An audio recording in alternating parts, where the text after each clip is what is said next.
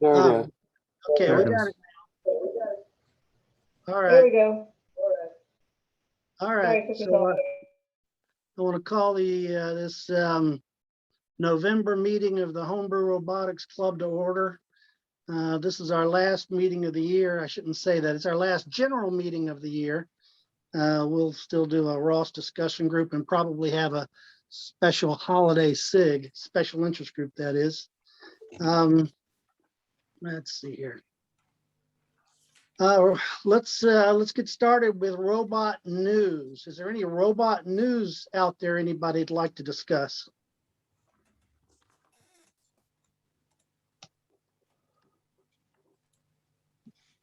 Come on, there's something happening. Hey, Dan, you should pitch for mentors for your Sacred Heart guys. I should. I got connected to a very interesting FRC group, high school level robotics team. I put something on the mailing list. Maybe I'll repost it after this meeting just to refresh your memory. Looking for some mentors that can mentor by Zoom. Hopefully, they're in Atherton. Hopefully you can mentor in person. They have not done FRC for about 2 years due to COVID. And the guys that are on the team now are seniors. Last touched these robots when they were freshmen. So they don't know what's going on. They could use some pointers. If you've done FRC, if you want to be a mentor, it's a great opportunity. Reach out and let me know and I'll connect you. Anything from, an hour by Zoom to full on mentoring would be appreciated. Alan, thanks for the reminder. That's Dan Tukler, folks, and he's posted in the mailing list about this first robotics challenge mentoring. And I've just posted in the chat there the link to the Homebrew Robotics mailing list. Join our mailing list. That's where all the robot news and robot chats going. Back to robot news. I saw something today that was of interest, and I guess Segway is still out there. And let me share my screen here. But it looks like, Alan, you may want to say something about Ubiquity's new conveyor. Is that out yet? Yeah, I can. I'll show a video. I don't know if that's news and it is commercial, but I can share my screen and show you the mark. Yeah, I also wanted to talk about that little LD 06 LiDAR. So I have a couple of videos. That may be show and tell, but in robot news, you may want to talk about Ubiquity.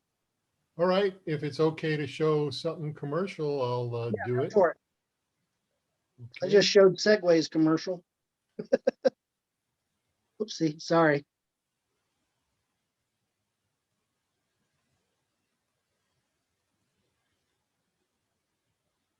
Participants, okay, bear with me.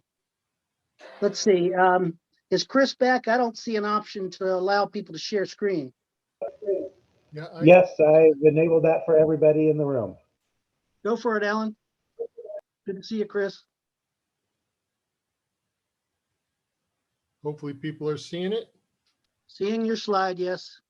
I don't know if you'll get the sound, but it's just music. So if you're not getting sound, somebody say we're not getting sound, and I don't think I need to narrate it. It can be silent.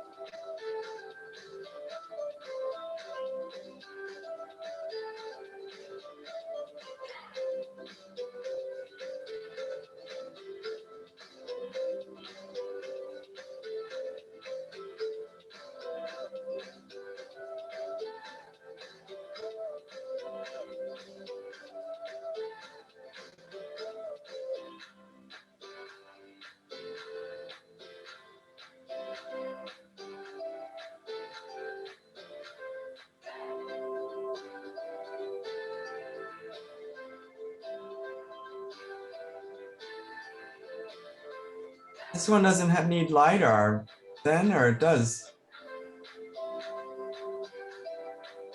And how does it find the QR code or whatever, the floor codes, fiducials? Was the music really obnoxious? No, it's okay. Jim's asking a question though. Did you copy that? Excuse me. Yeah, I was asking, it doesn't need LiDAR, it doesn't seem. And the second question was, how does it find the fiducials? Okay, well, so this is all off of a Raspberry Pi at the, let me, wait a minute, let me see if I have a picture.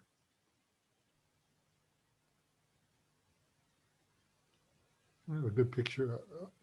Well, anyway, at the top of the unit, there's a downward looking Pi camera. And so it has to see the next. Yeah, so it has to see, it has to, the next marker has to be visually to see, otherwise it just keeps going straight until it sees a marker. If there's no marker there, it will continue to go in the last direction. Okay. There is a LiDAR on it, and I've replaced the LiDAR. The one in the demo, they're using a rather expensive one that's $1,000, the N301, which is sort of like 1,000. But what I've been recently doing, and I'll share that video, is replace it with this one. The little LiDAR from InnoMaker working, and you can see this is me moving my arms around. So it works under Noetic on my laptop. I had to make it in its own special caching directory when I tried to make it in my. No, let's get a, let's start.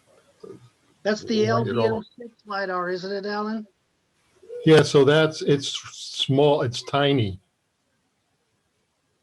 It's like maybe 1.5 inches by 1.5 inches. It's good to around 5 meters. And it's like, I think 460 points, single line. It's pretty, I don't know, for 150 or whatever they're charging for it. Yeah, I'm seeing 130. I just posted a link in the chat. Yeah, and it's, I mean, I got it to go without too much difficulty. And of course, we had a really nice ROS session where I had Ralph debug my boo-boo on my launch file. Basically, the big problem was I had the main part of it in comments, so nothing I did was working. But we had Wimble and you and everyone looking over my shoulder, which was immensely helpful. So, Yeah, that's the ROS, that's the Tuesday ROS discussion group. Join the mailing list to get the link for that. yeah, I'm gonna unstop my share. All right, I'm any more sorry if there were robot? more questions. Did I miss them? Did I miss anything? Sorry, I was talking to mute. I had a question. You said this is the new ubiquity robot called Conveyor. Is that right? Yeah, it's called Conveyor Bot. The original product name was called Breadcrumb because it was a trail of breadcrumbs. So I've been working on it remotely. And what's happening now is we've just gone from the kinetic image to the noetic image. That just got loaded up today.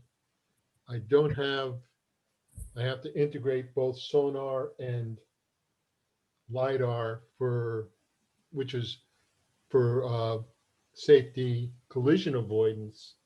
And what we're working on is getting it ANSI certified for an autonomous vehicle moving with people. So there are there's an ANSI standard that it has to detect objects that are black and fuzzy and certain distance from the robot. So we're trying to get it certified so we can, get the safety certification. We also have to add manual physical brakes. So if the thing is on a slope and it's unpowered, it won't go down the slope. So it's kind of So like. when will this pop up on the website, or when will it go on sale? Well, we have to get it certified. We Okay. already are shipping to some customers, but as far as mass market, hopefully, first quarter, I'm thinking, February, depends on getting it certified. We're starting to manufacture them, so. The Cool. other thing is finally the Ubiquity noetic image is getting real close to being released.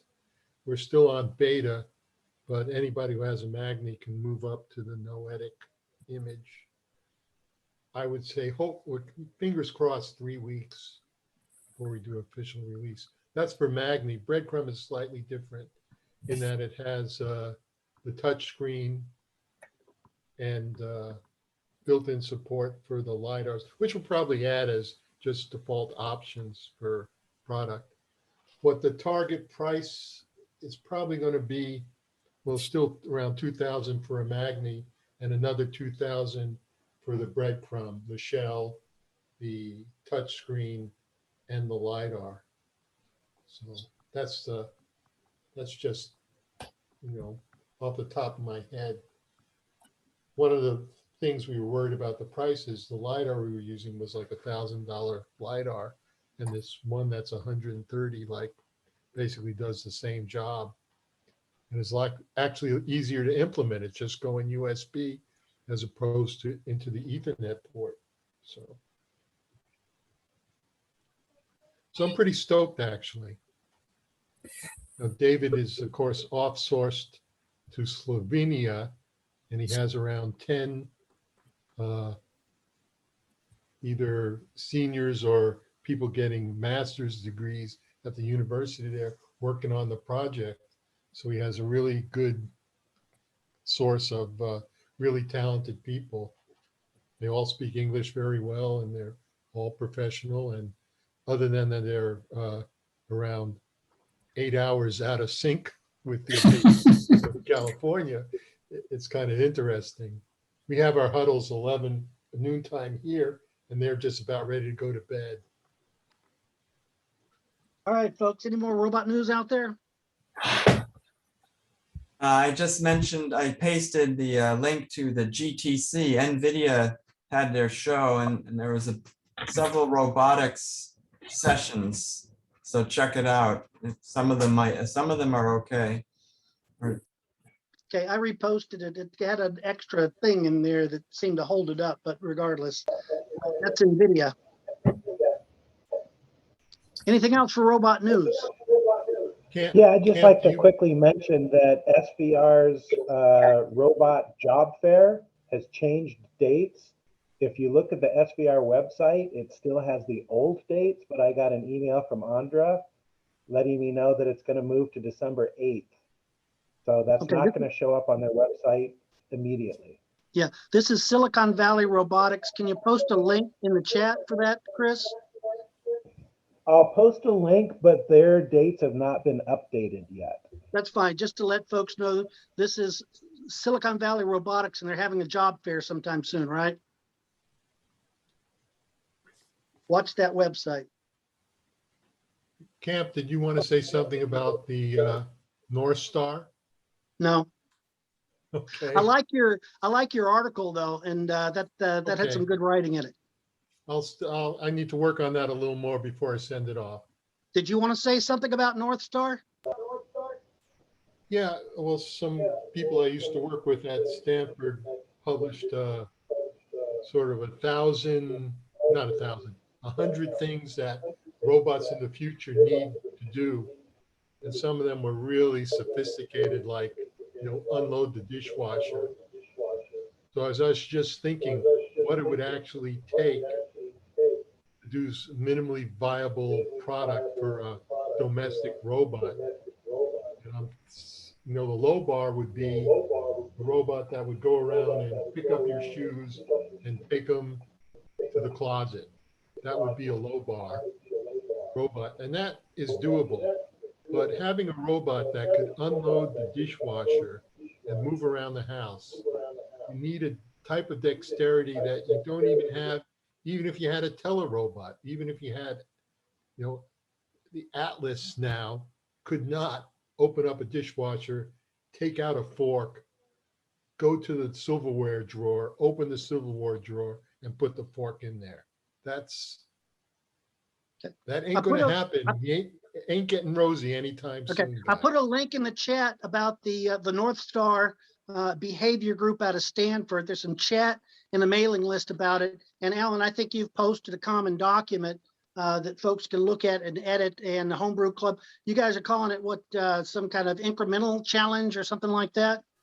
Yeah, so like, how would we get to Rosie? Yeah. How would we get to Rosie? Yeah, where these guys seem to have just thrown 100 things out there. I say that facetiously, kind of, sort of.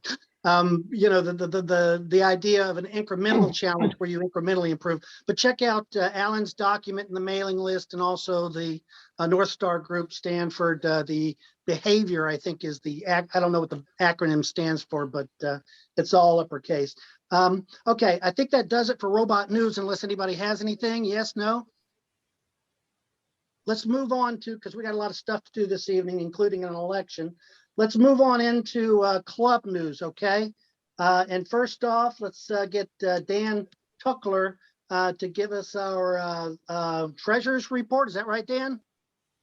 That's right, Camp. Okay, once a year I get to update you on what's going on with the club as far as what the treasury looks like. So in the past year, we have had 51 paid members, and that's a total of 59 members when you include family members. As you know, you pay one price and your whole family's included. So 59 members, 51 paying families. We have a balance on hand of $5,491. It's a lot of money, but it's good to have that on hand because there's lots of uses that could come up that could consume that pretty quickly. But it's good, it's healthy amount of money that we have in the bank. As far as expenses this year, the main expense was Zoom, $15.66 a month for the Zoom facility, plus a few office supplies. So we spent $210 this year. So that's it. Hopefully membership will pick up. As of tonight, you can sign up for membership for 2022. Membership is what makes us strong, keeps us going as a club. Also gives us some liability protection by having an official membership list. But in any case, it's $10 per family. It's optional, but we encourage it. Details are on the website. So sign up. Yeah, that's just the a treasurer's note. report. Alden. Thank you, Dan. Just a note, to participate in extracurricular activities with the Homebrew Robotics Club, you need to be a member in good standing. Among other things, that means to pay your dues. Anyways, let's move along to our elections, okay? People who vote in the election you have to be a member to vote in the election, okay? We're going to take your word on this, and we're going to vote in these. Oh, before I get there, we're missing somebody. We're missing a program chair. Does anybody want to volunteer for program chair before we move on here? I mean, here's your last opportunity to volunteer to be the program chairperson. Wow, what an opportunity. All right, I don't have any takers, well, so go ahead. Sell it a little more. Who's that talking? Who is that? Stephen. All right, Stephen, where you at, Stephen? I'm usually Sunnyvale or Vallejo. Okay, well, it doesn't really matter that since we're meeting virtually. The program chairperson sets up the programs for our general meeting, which is last Wednesday every month except December. It's a great opportunity to interact with people in the industry and in the business, touch base, let them know that. Let me start off by saying this. Presentations is everybody's business. Okay, that's first. You find somebody in robotics, has an interesting project, knows something in the business. Ask them if they'd like to do a presentation. Do not set a date. Get back to the program chair and say, I've got somebody interested in doing a presentation, and let this person set the date, okay?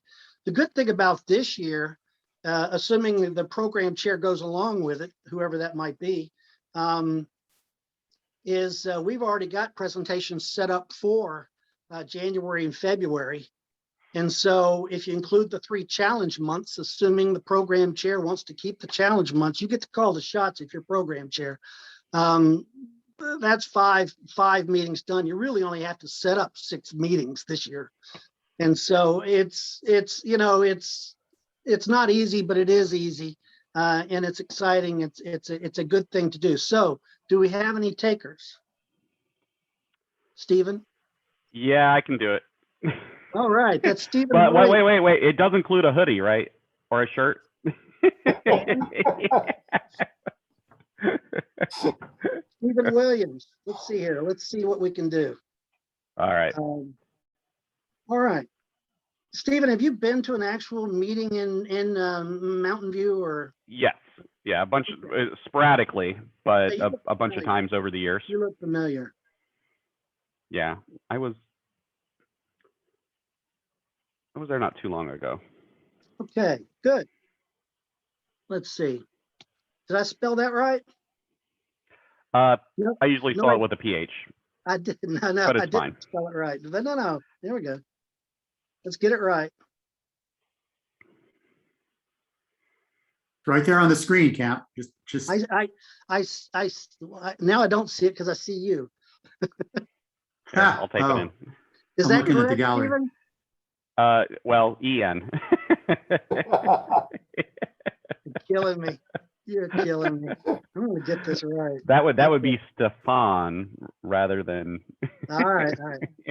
Let's get the right position in here.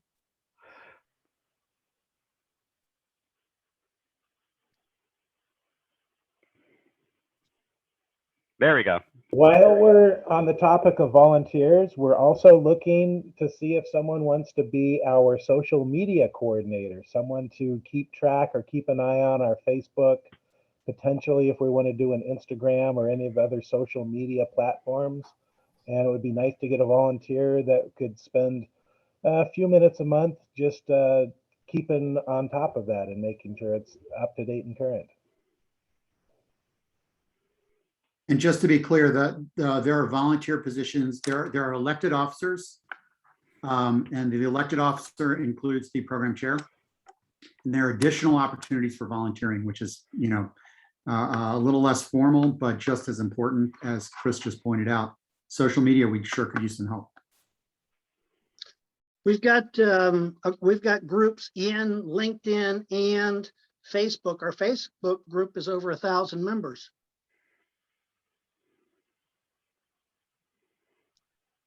So be sure and join those groups if you do the social media, and like I say, you can participate in it. So moving forward, if I may, let's vote these in as a slate, okay? And president would be Camp Peavy, secretary and treasurer Dan Tukler, programs Stephen Williams, facilities host for Zoom access Chris Mayer, and website administrator Al Margolis. Now, only members can vote on this, as this is going to be audio. So vote everybody who agrees that these people be voted in for these positions. Say aye. Aye.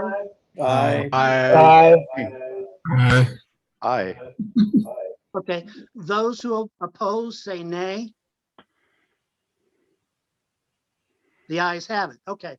So we've got our officers now for 2022.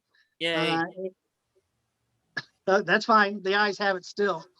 And especially like things, Stephen, and I think it's gonna be a great year for the Homebrew Robotics Club. Is there any more club news that anybody wants to?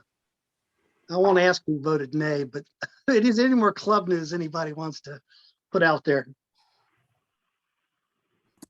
Somebody's got to be a contrarian. Was that you, Al? Dillo.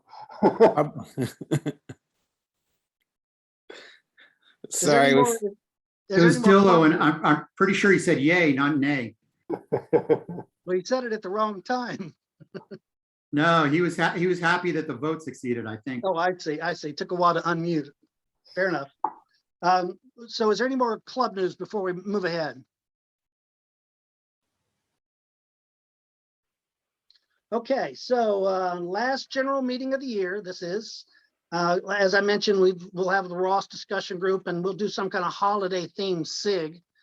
Be sure and join the mailing list. I'll put the mailing list link in there one more time. That's where all the robot news and chat. What I need help with, that's the next section. Anybody got something they need help with? Everybody's got it all figured out, huh? No, I actually needed help with something. I was looking at Jameco for some male connectors that connect to the 9.6 volt RC car battery packs. And I don't know what they're called, so I couldn't find them on their website. They're- Let me go grab one and I'll show it to the camera. Yeah, they're called Tamiya connectors. You can get them on Amazon. What are they called? Tamiya, Tamiya. They're a big hobby company. Ah, So Yep. Yeah, you'll find pigtails on Amazon or Tower Hobbies or Horizon Hobbies. those look like, yeah, there were some that looked similar, but the sizes were all different. So is there a different sizes or is it just Tamiya generically? To me, it's going to be that size for the 9.6 volt common hobby battery. If you're just looking for ones and twos, go to a hobby store. Of which Cool, there are I none see 'em left on the Amazon now. peninsula. Thank you very much. Thank you. I see them Is on this what you're Amazon talking now. about? they look like Molex. That style of connector is one of those things where it's a proper brand name, but it's also that's like the only manufacturer, so it's kind of a generic. Yeah, I mean, you'll find it on Alley. They're made by lots of companies. I've gotten them from DigiKey. If you go hunting around, you can't find them, but there's no reason to do that these days. Hobby sources are easier. Yeah, Okay, and I just found them on Amazon, but it doesn't give an amperage rating. Does anybody know what the max amps that you can push through these things? I think they're rated to maybe 10 amps. 10 sounds about. The ones I got are 14 gauge. So that's around 10 amps.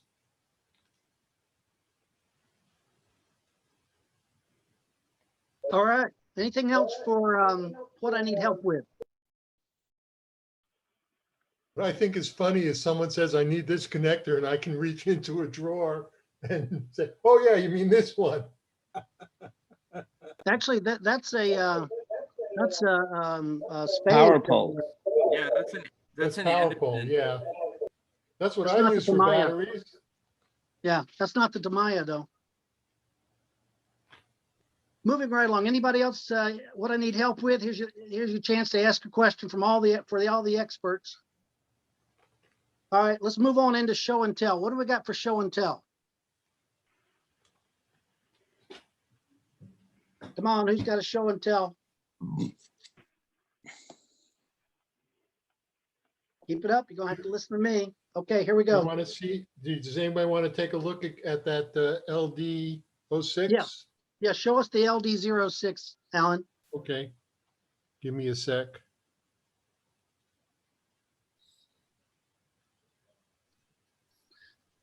In the meantime, if I may, let me just go ahead and do this one because I've got it set up. Okay, Frank. Basically, what I've done is I've moved everything to my phone hotspot, and I've got the navigation going on my phone hotspot. That's autonomous navigation, and I also have the video with the Raspberry Pi, And what I did this week was get ultrasonics set up on a Raspberry Pi. I've done ultrasonics a lot of times on Arduino, but I've never done it on a Raspberry Pi. So here it is on the Raspberry Pi, and in our ROS discussion group, we're talking about making the ultrasonic readings into a topic and putting that into ROS. And so I'll have all this tied together. But what's interesting is I can't believe the bandwidth on my phone. I'm using a hotspot. I'm doing the Zoom video on my phone. I'm doing the mapping, navigating the video, the ultrasonics with these 3 Raspberry Pis. And I also have I'm sharing my screen on the Zoom also, and all that's coming through the phone hotspot. That's it. That's all I got.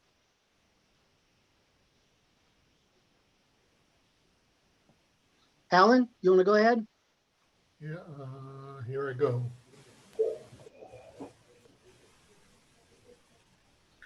Okay, I have the little LiDAR from InnoMaker working, and you can see this is me moving my arms around. So it works under Noetic on my laptop. I had to make it in its own special Kakin directory. When I tried to make it in my ordinary Kakin, it wouldn't make for some reason. So I'm going to try to get it on this robot and run EasyMap. Okay, so this is under Noetic. So is EasyMap a replacement for RViz? Well, EasyMap is unfortunately something that only works under Kinetic. So when I think Mark Johnson demoed it for us a little bit. Yeah, yeah. And the problem is it's using a lot of this web RTC stuff that did not translate to Noetic. So when I said EasyMap, I was, that was a working thing I made for Ubiquity. Got it. What was the other thing? It's a neat unit. It's not weatherproof though. It just has an open bottom with an open circuit board on the bottom, and it's like it's hard to believe that that's really it's a time of flight LiDAR that's that small, and has a pretty good density and pretty good coverage. That cheap too. It integrated well with our sonar system, where the sonar said the barrier was, the wall was, the LiDAR said was, and they were in really total. Thank you very much. Who else has a show and tell? Come on. Did I subject you all to my robot music video last month? I don't believe so. I submitted a demo, a video for ROS World. Yeah, why don't you go ahead and cue it up, Okay. Gillo? Yeah, why don't you get somebody else? Let me get it queued up. And okay. Tim Lewis, are you out there? Short. I know you got a demo. It's super short, so I never found out if they actually used it or not. Let us know when you got it. Okay. Did you say something, Cam? Don't you have a demo? What, do you want to see that servo thing go again? Yeah. Okay. All right. Let's see. Let me see if I can. Well, I've got it running off my cell phone. Let me. I mean to put you on the spot, Tim. All right, hold on. All right, let me share my screen if that's okay. Go for it. All right, there you are. Okay. Hold on a second here. Okay. The problem is I can't. Okay. There.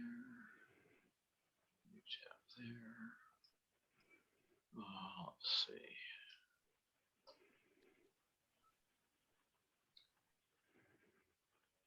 Okay, let's see this.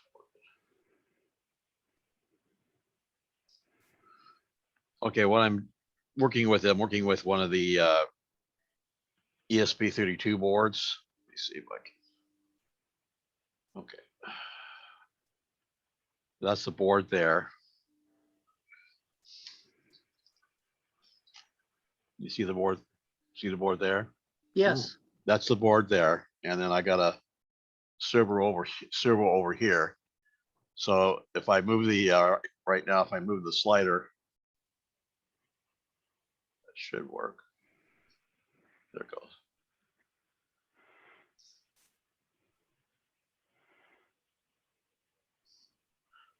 I don't know if you can see it moving or not. Yep, looks nice. Yeah, what it does is what it's doing. It's the ESP32 board here is basically it's generating its own web page. This page here that's on the screen that's programmed. And so it runs one slider, and then whenever I move it, it'll move. The server will move. It doesn't track in between, but I sit there, I just move it somewhere, it'll move.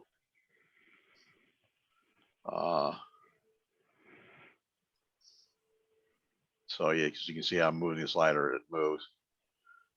Yeah, it's nice. Very nice. Yeah, sort of cool. I'm running the program on an on an Arduino IDE program there. Okay, hold on a second. There. All right. So basically, it's generating its own little web page thing that you can do, or you can put an app on your phone that would do that thing. Is if I typed in if I typed in this address on my phone and linked to the same my router here at home, I have this screen will pop up and I can control it there. I'm trying to figure out how I should make it so someone can access it through my router or stuff or whatever. I haven't figured out how to do that for yet, but theoretically, Thank you very much. All right. Dillo, are you ready, Steve? Hope that was somewhat entertaining. We're hard to impress, but easily amused, Tim. I'm sorry, Camp. What We're hard was to that? impress, but easily amused. No. What was that? Come on. No. You giving me a easily hard amused. time? No, that was fine. I thought it was a fantastic demo. Really. That's cool stuff with the web page. Yeah, actually the board is generating a web page. I mean, Yeah, the code and everything. Now that's the real deal. theoretically, I Controlling could something physical. I can write an app on the phone that would generate the page and then just tell the board what to do. But again, this was an example on how to actually it generates a web page because basically the board's basically a web server on a chip. Yep. It also could do Bluetooth, but that's doing the Wi-Fi thing is a little more fun. Steve, are you ready to go? Yeah, I actually came up slightly. I can do because they're both kind of short. If I can do two, I have them both queued up. They're kind of short. But the first one that I know that I haven't shown is what's going on with my camera, man? Classic. I redid the Turtlebot follower, but with tenacity and. Do you mean to be sharing your screen, Steve? Yeah, let me share my screen here.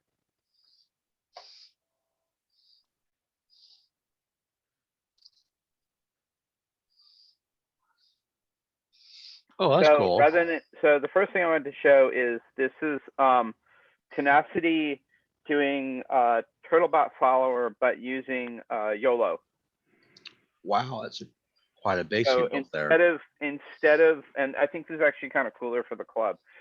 Instead of the old LiDAR following like leg shapes and a single 1D kind of shape, this is actually using the person recognizer in YOLO v4. So this has like some interesting properties. So do you mean to press the play button? Yeah.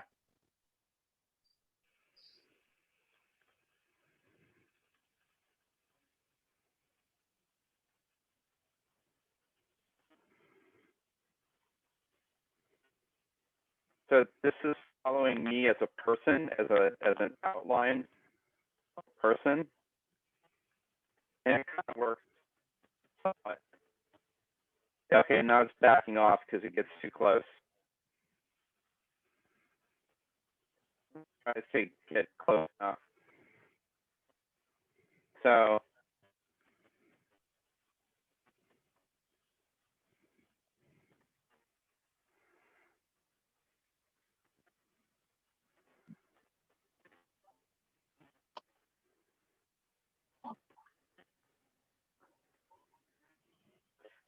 see, it passes the stolen.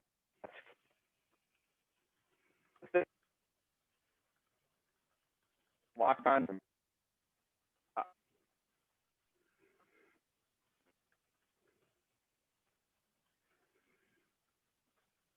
So it like this guy's person on this guy's person. We're not getting much of that audio. Yeah, you're having network issues, it seems. Although the video's good.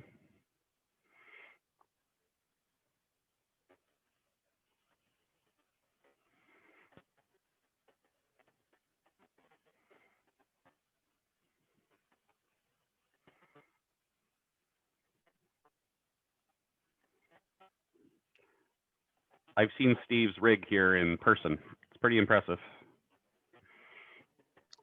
Yes. It's tenacious, you might say. That was an interesting way to do the tabletop or table bot, move an object into a basket thing. I think he's marketing to Amazon. Do that last mile delivery in rough terrain. So what's going? Following me, it's running the YOLO. It was following me as a shape. Let me sharing for a second here. You don't need to see my YouTube selections. It's following me as a shape, and then Andra from Launch, what is it?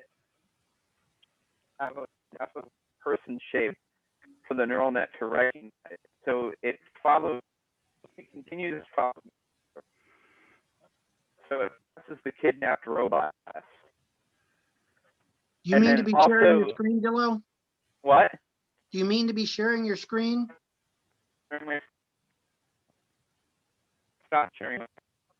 On the other on here. Dilly, we can't really make out what you're saying. You have a bad microphone or bad phone or something. Can barely hear you talking.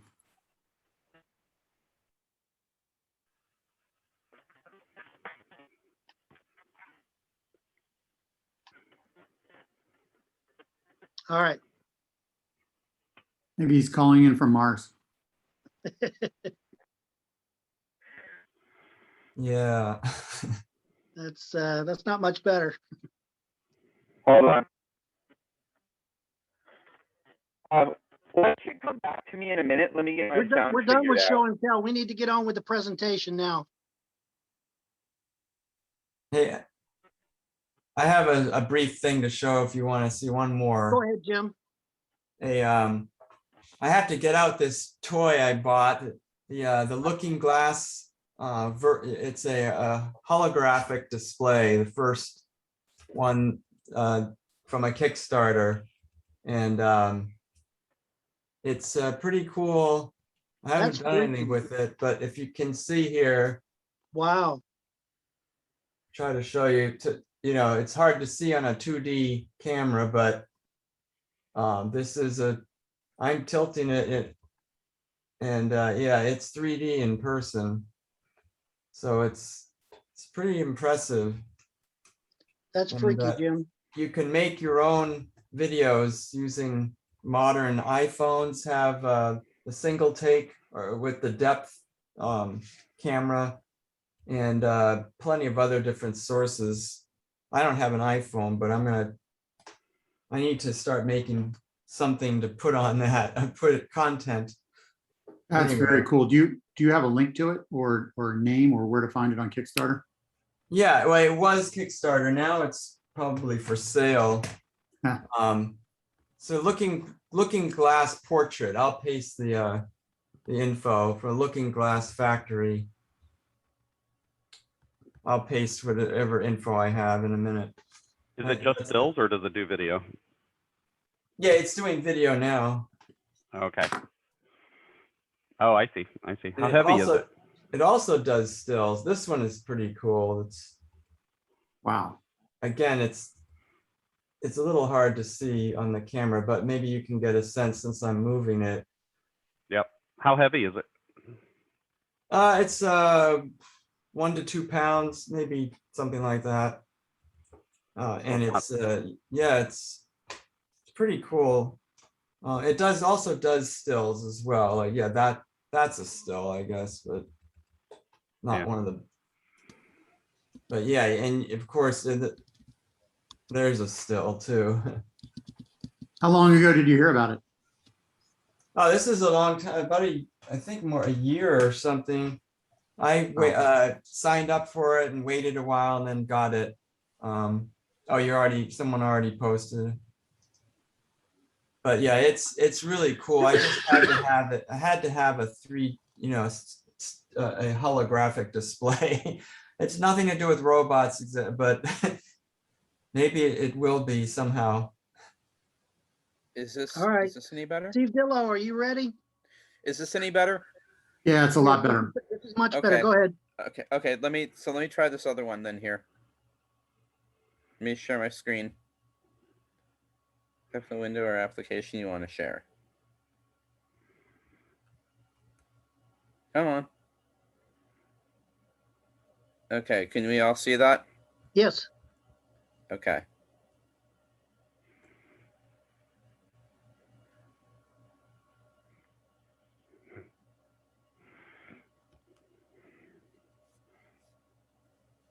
Nice tires.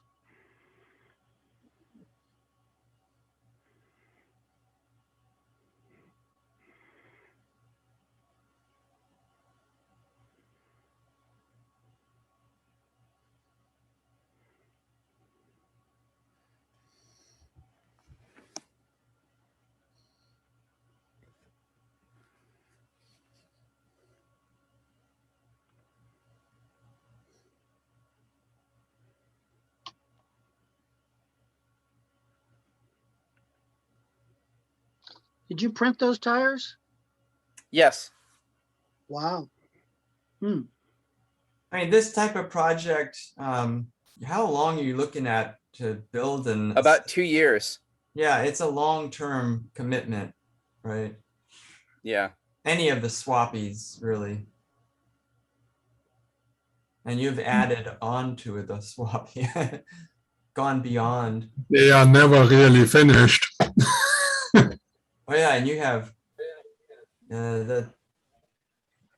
it's cool, but yeah, big commitment.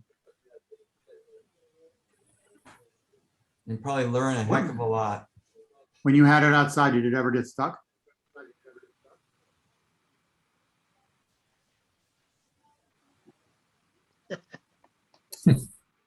Wow. There's a jump.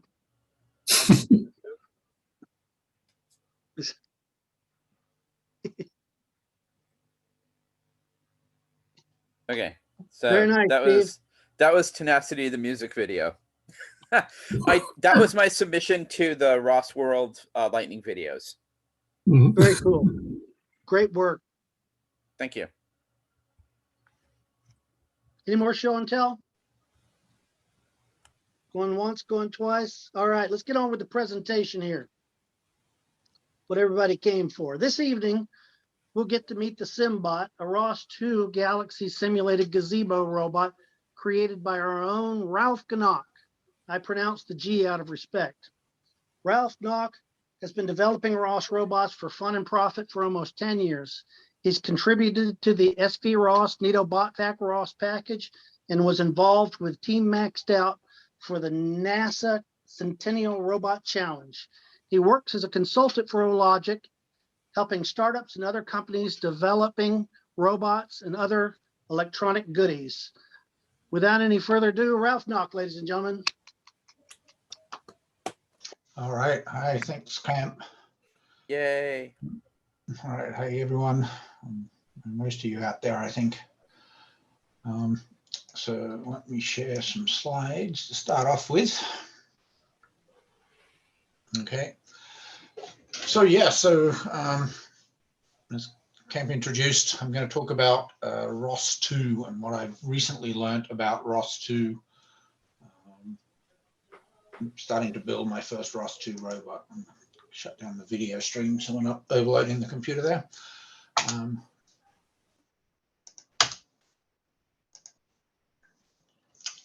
So I'll go over a bit of a background, how I got to where I am on this project, what I've learned about ROS1 and the differences with ROS2. What I found is the current status of ROS2, where it's at right now. Then we'll review a robot package made for ROS2 and talk about creating a simulation of it in Gazebo. And then there's a little demo at the end to show it all off. Just in the simulation, there is no real robot there. This really does just exist in simulation right now. But what we're talking about could work in a real robot and be sort of a common package that you could run on a real robot and simulate at the same time. And we'll talk about how you would achieve that. And then there'll be time at the end for questions, I hope. So let's get started. Oops, I keep hitting the wrong button. Yeah, so as Kent mentioned, I've been working with ROS for at least close to 10 years now, since I guess back in the old Diamondback days of ROS1. Built many robots for fun, and I've also been lucky enough to actually get paid by people to help work on some commercial robot projects as well from startups. But I've been holding off for a long time on switching to ROS2. It's been a while now. ROS2 has been out there, but just wasn't convinced that it was ready. I kept hearing about all the things that didn't work and what wasn't finished. So I've been a little complacent and about moving to ROS2. But anyway, recently Camp and others on the SIG have been starting to port the old Neato packages and been showing off some of their Camp's robots running around with ROS2, and I finally decided it was time to take the plunge and try to make a ROS2 robot, get familiar with it. So the first things to come up to speed on with ROS2 are some of the major changes that ROS2 implements. One of the key packages is the new launch system. For those of you who are familiar with the old ROS1, it's XML based. You write this XML file that defines all the nodes and parameters for them, and then the launch system brings up the robot. In ROS2, you can still use that, but they've added a new Python based launch file system that allows you to sort of have more programmatic control of how you bring up your robots. And obviously you have the full power of Python to do stuff within the launch file, as well as the just the standard features that this launch system gives you. One of which is lifecycle management now. There's ways of writing manager nodes that help manage other nodes, bringing them up and shutting them down. So you've got a lot more control over the sequencing and dependencies of when components start and stop, which could always be a bit of a problem in ROS1, where it will just randomly launch things in somewhat of a random order. And if something needed something else, you could have problems with getting it all to sync up. But you have control over that in ROS2.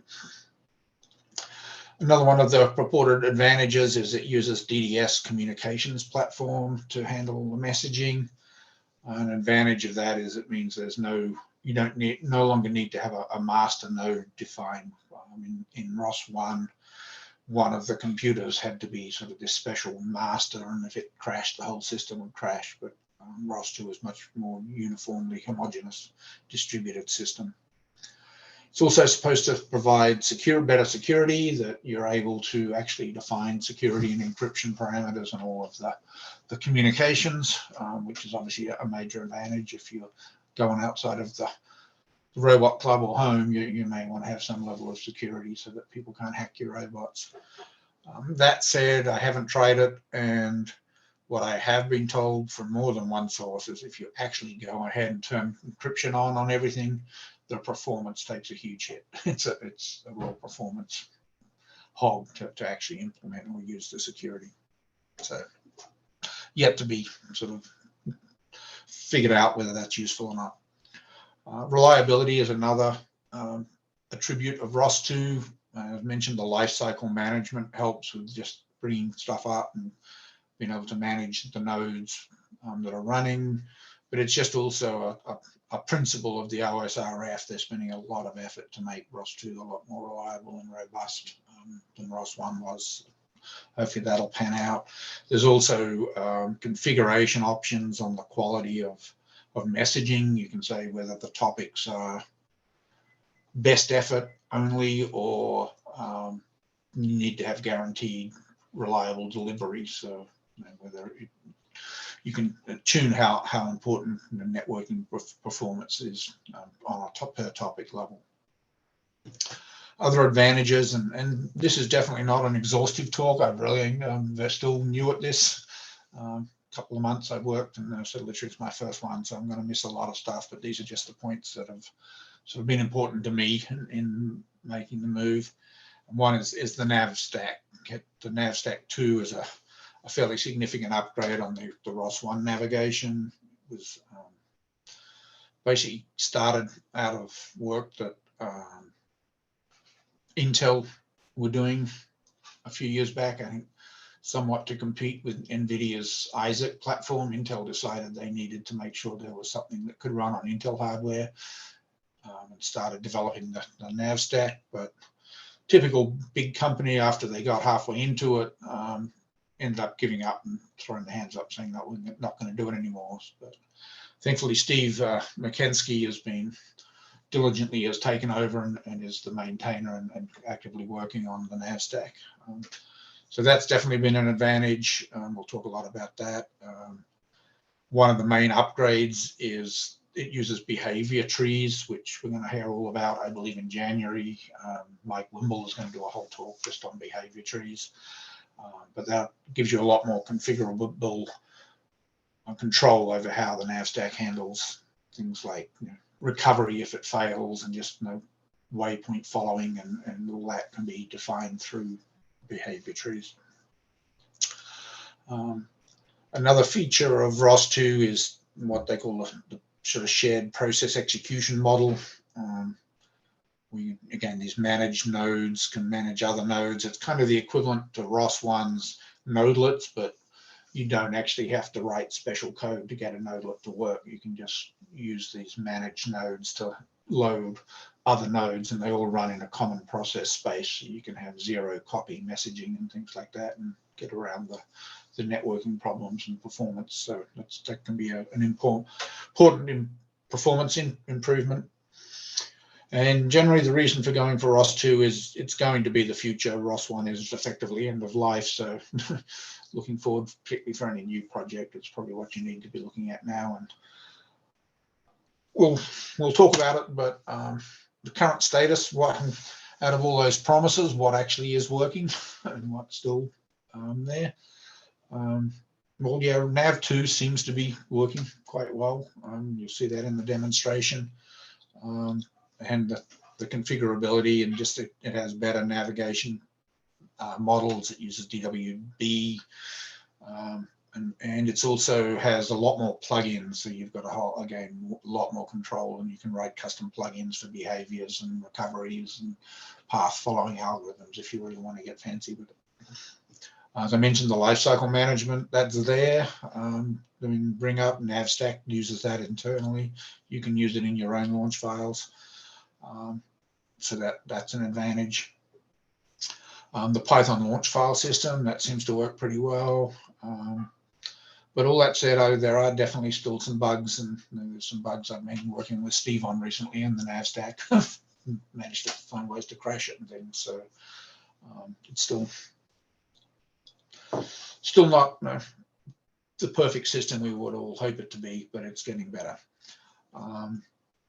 One thing I did find, I started using Foxy when I did my project, because that's officially the long-term support version of ROS2 right now.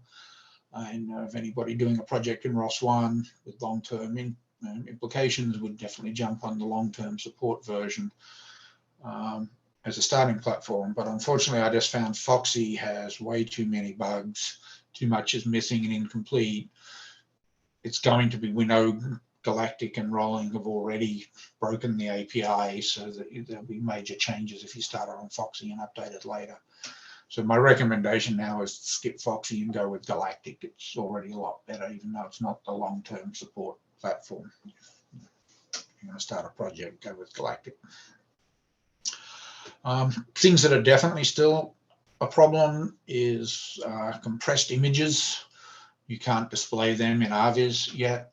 It's mostly important if you're running multiple nodes, you have a robot and you're trying to view camera images over Wi-Fi on a desktop, you would really want to have compressed images. And right now, RViz does not support displaying the compressed images.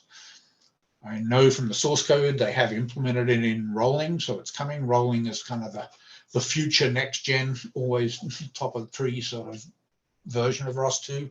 So it's going to be into a release, hopefully in the next release, which is early sometime next year. Some of these fixes will be brought out, but for now, unless you're wanting to go cutting edge rolling, you're going to have a problem. That said, it's just an issue with RViz. There is another tool called Image View that does let you just individually view an image stream in a window. So you can still, and it does support compressed images. So, you know, it's not a complete showstopper. You can still view your images, compressed images over the air. You just have to use a tool. Yeah, Cam? Ralph, are you saying they view it through View Image and Image View, not RViz? Yeah, yeah. If you just run Image View, you give it an image topic name and it pops up a window and just views that particular image stream in that window. And that does support the compressed topics, so that and compressed handling. So that way you can still see your images. They're just in separate windows, not all nicely buried away in the RViz window system. Other things I found missing, RViz again, I wasn't able to find the IMU plugin, and we worked with an IMU and RViz probably has added that, and you can sort of view the axis and rolls and rotations of your IMU when you're trying to play with it. That plugin still seems to be missing from RViz.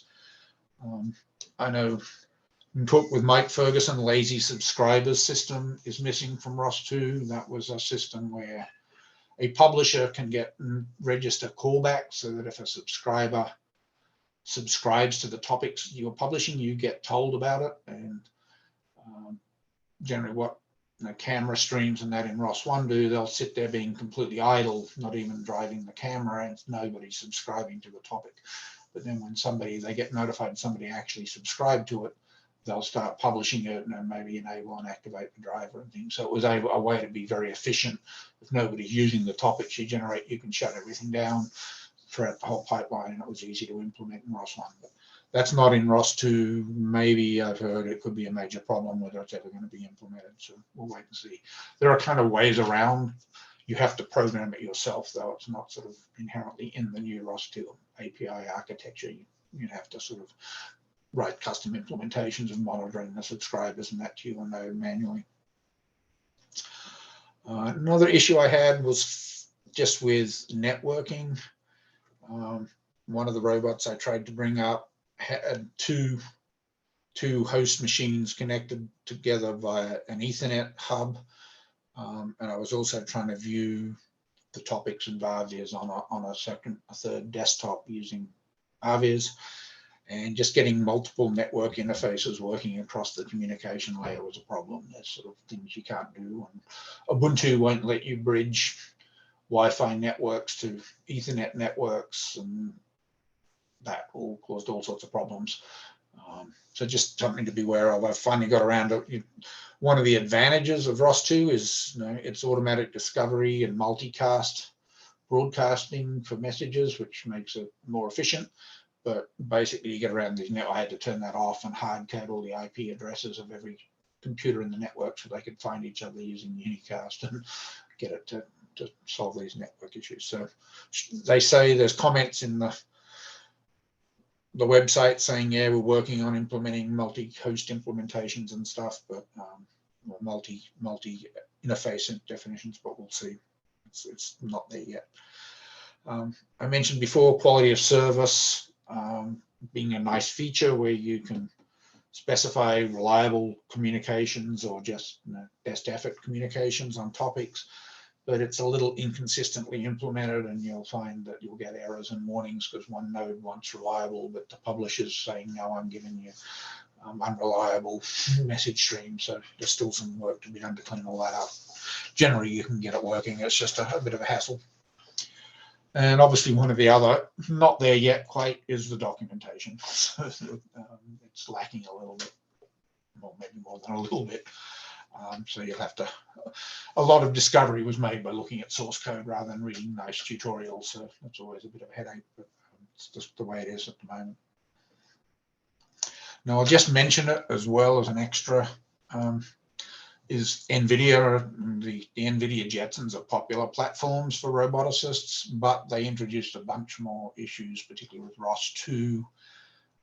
That right now, none of the Jetsons, the Nano or the AGXs, one, if you can even buy them anymore, they're pretty much unobtainium at the moment. But if you had one and wanted to use it for ROS2, they still only support 1804, whereas Galactic needs 20.04. So you're stuck with using Docker if you're going to run your robot on a Jetson platform right now.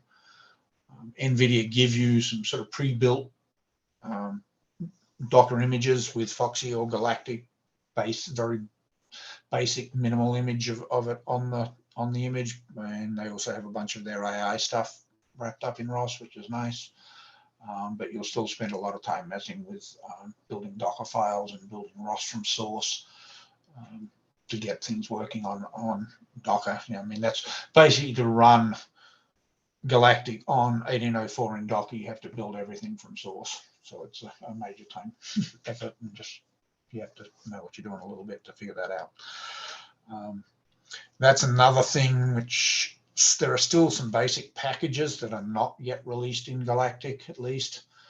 Things like point cloud to laser scan, some of the teleop twists and laser filters and things that are not apt-get installable. So you'll have to download and build them from source to use some of these packages as well that you may need.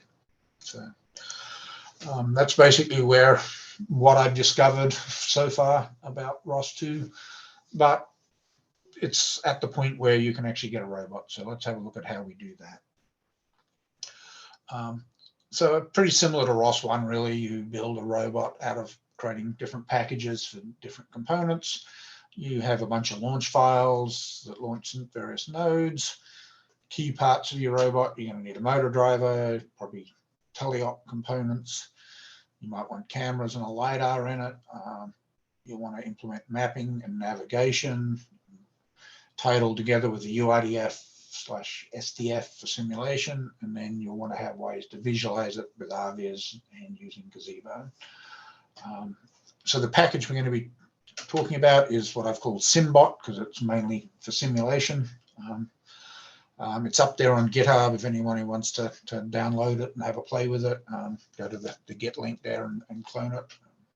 Happy for people to play with it. I just put the GitHub in the chat. Okay, great. Thanks, Ian. So let me switch screens then, and we'll start going through and having a look at.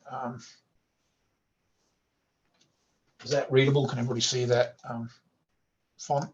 Is it too small? More or less. Maybe a little bigger would be better. Let's see what we can do. There we go. So here's that package I just checked out from GitHub. I'm using Visual Studio Code, and I think Mike Wimble's a huge fan of this, and I recommend it too. If you're working in ROS now, it has a whole bunch of plugins that automatically run ROS and understand things about ROS for running debuggers and stuff like that. So if you're not familiar with Visual Studio Code as a code editing environment, I highly recommend it. But anyway, you see the folder structure of the project. So it's basically got 3 packages, which is sort of pretty typical of a simple, the robot Simbot. It's a differential based robot with a depth camera and an RGB camera and a LiDAR.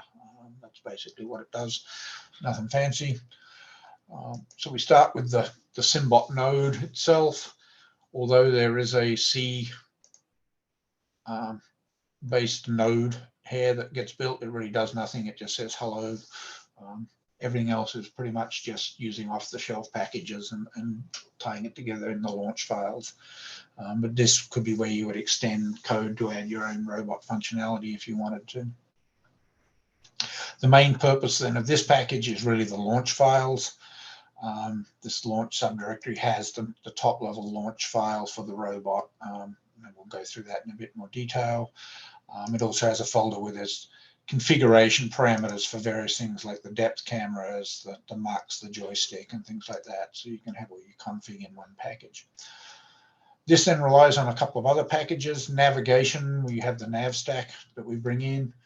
But again, this package is just mine where it's basically a placeholder for the parameters to tune the Nav Stack the way you might want to customize it for your robot. It's got a place to store the maps that you generate for navigating with. And I've also copied the behavior tree. They're all defined by these XML files. That these are the default ones that come with the Nav Stack 2. But I've copied them to have my own copy so I could customize the behaviors if I wanted to and modify the Nav Stack. But for the purpose of what's done there, these are just the default ones. So you can really just use the ones that came with the Nav Stack and not have that folder.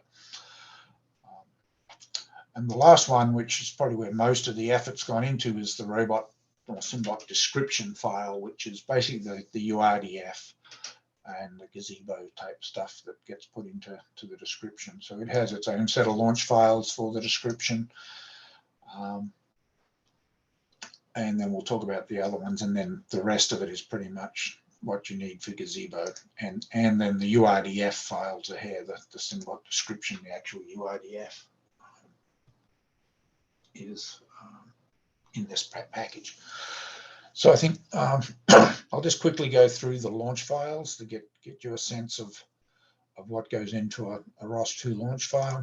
So we'll start from Simbot launch. So this is the Python type launch file we talked about. Basically, each launch file has a function called generate launch description. And what that function does is creates a data structure called a launch description, which is a list of these Python action objects that tell the launch system what to do. There's sort of 3 main ones you're going to use: parameters, these launch argument types you can put in, which basically define parameters you can pass to your launch file on the command line or from another launch file to configure it. So here we can specify a joystick, whether we're going to run simulation, the URDF model, what Gazebo world, whether we're doing mapping or navigation, and what map to use if we're using mapping. So these are defined as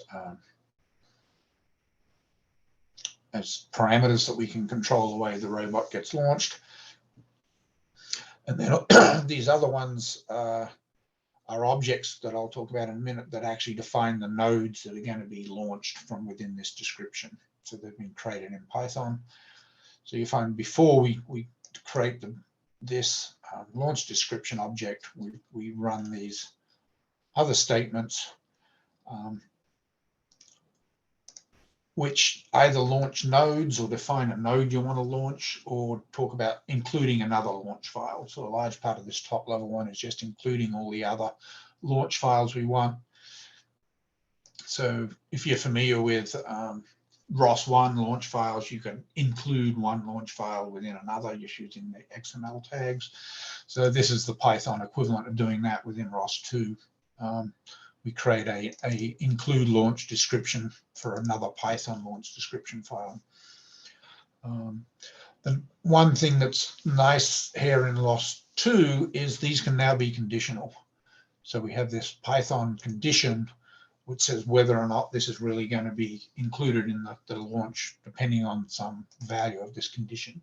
So in this case, it's I'm loading my RoboClaw base driver. So if this was running on the real robot, I'd be launching a RoboClaw motor controller, or you can modify this for whatever base controller you're using.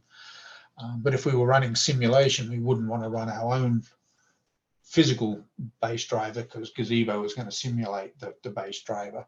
So we can conditionally say, unless we're using the simulator, include the base driver. So it's basically saying, if not using sim, load mine. If not, it's just going to ignore this and we're going to launch Gazebo. So the things we need a motor driver, we need a LiDAR driver, we need to launch our description, which is our UIDF model. We want to potentially, if I'm using the simulation, I want to launch my display. I want to bring up RViz and I want to bring up Gazebo. In fact, this will launch Gazebo the way I've configured this display. Again, if we're using the sim only.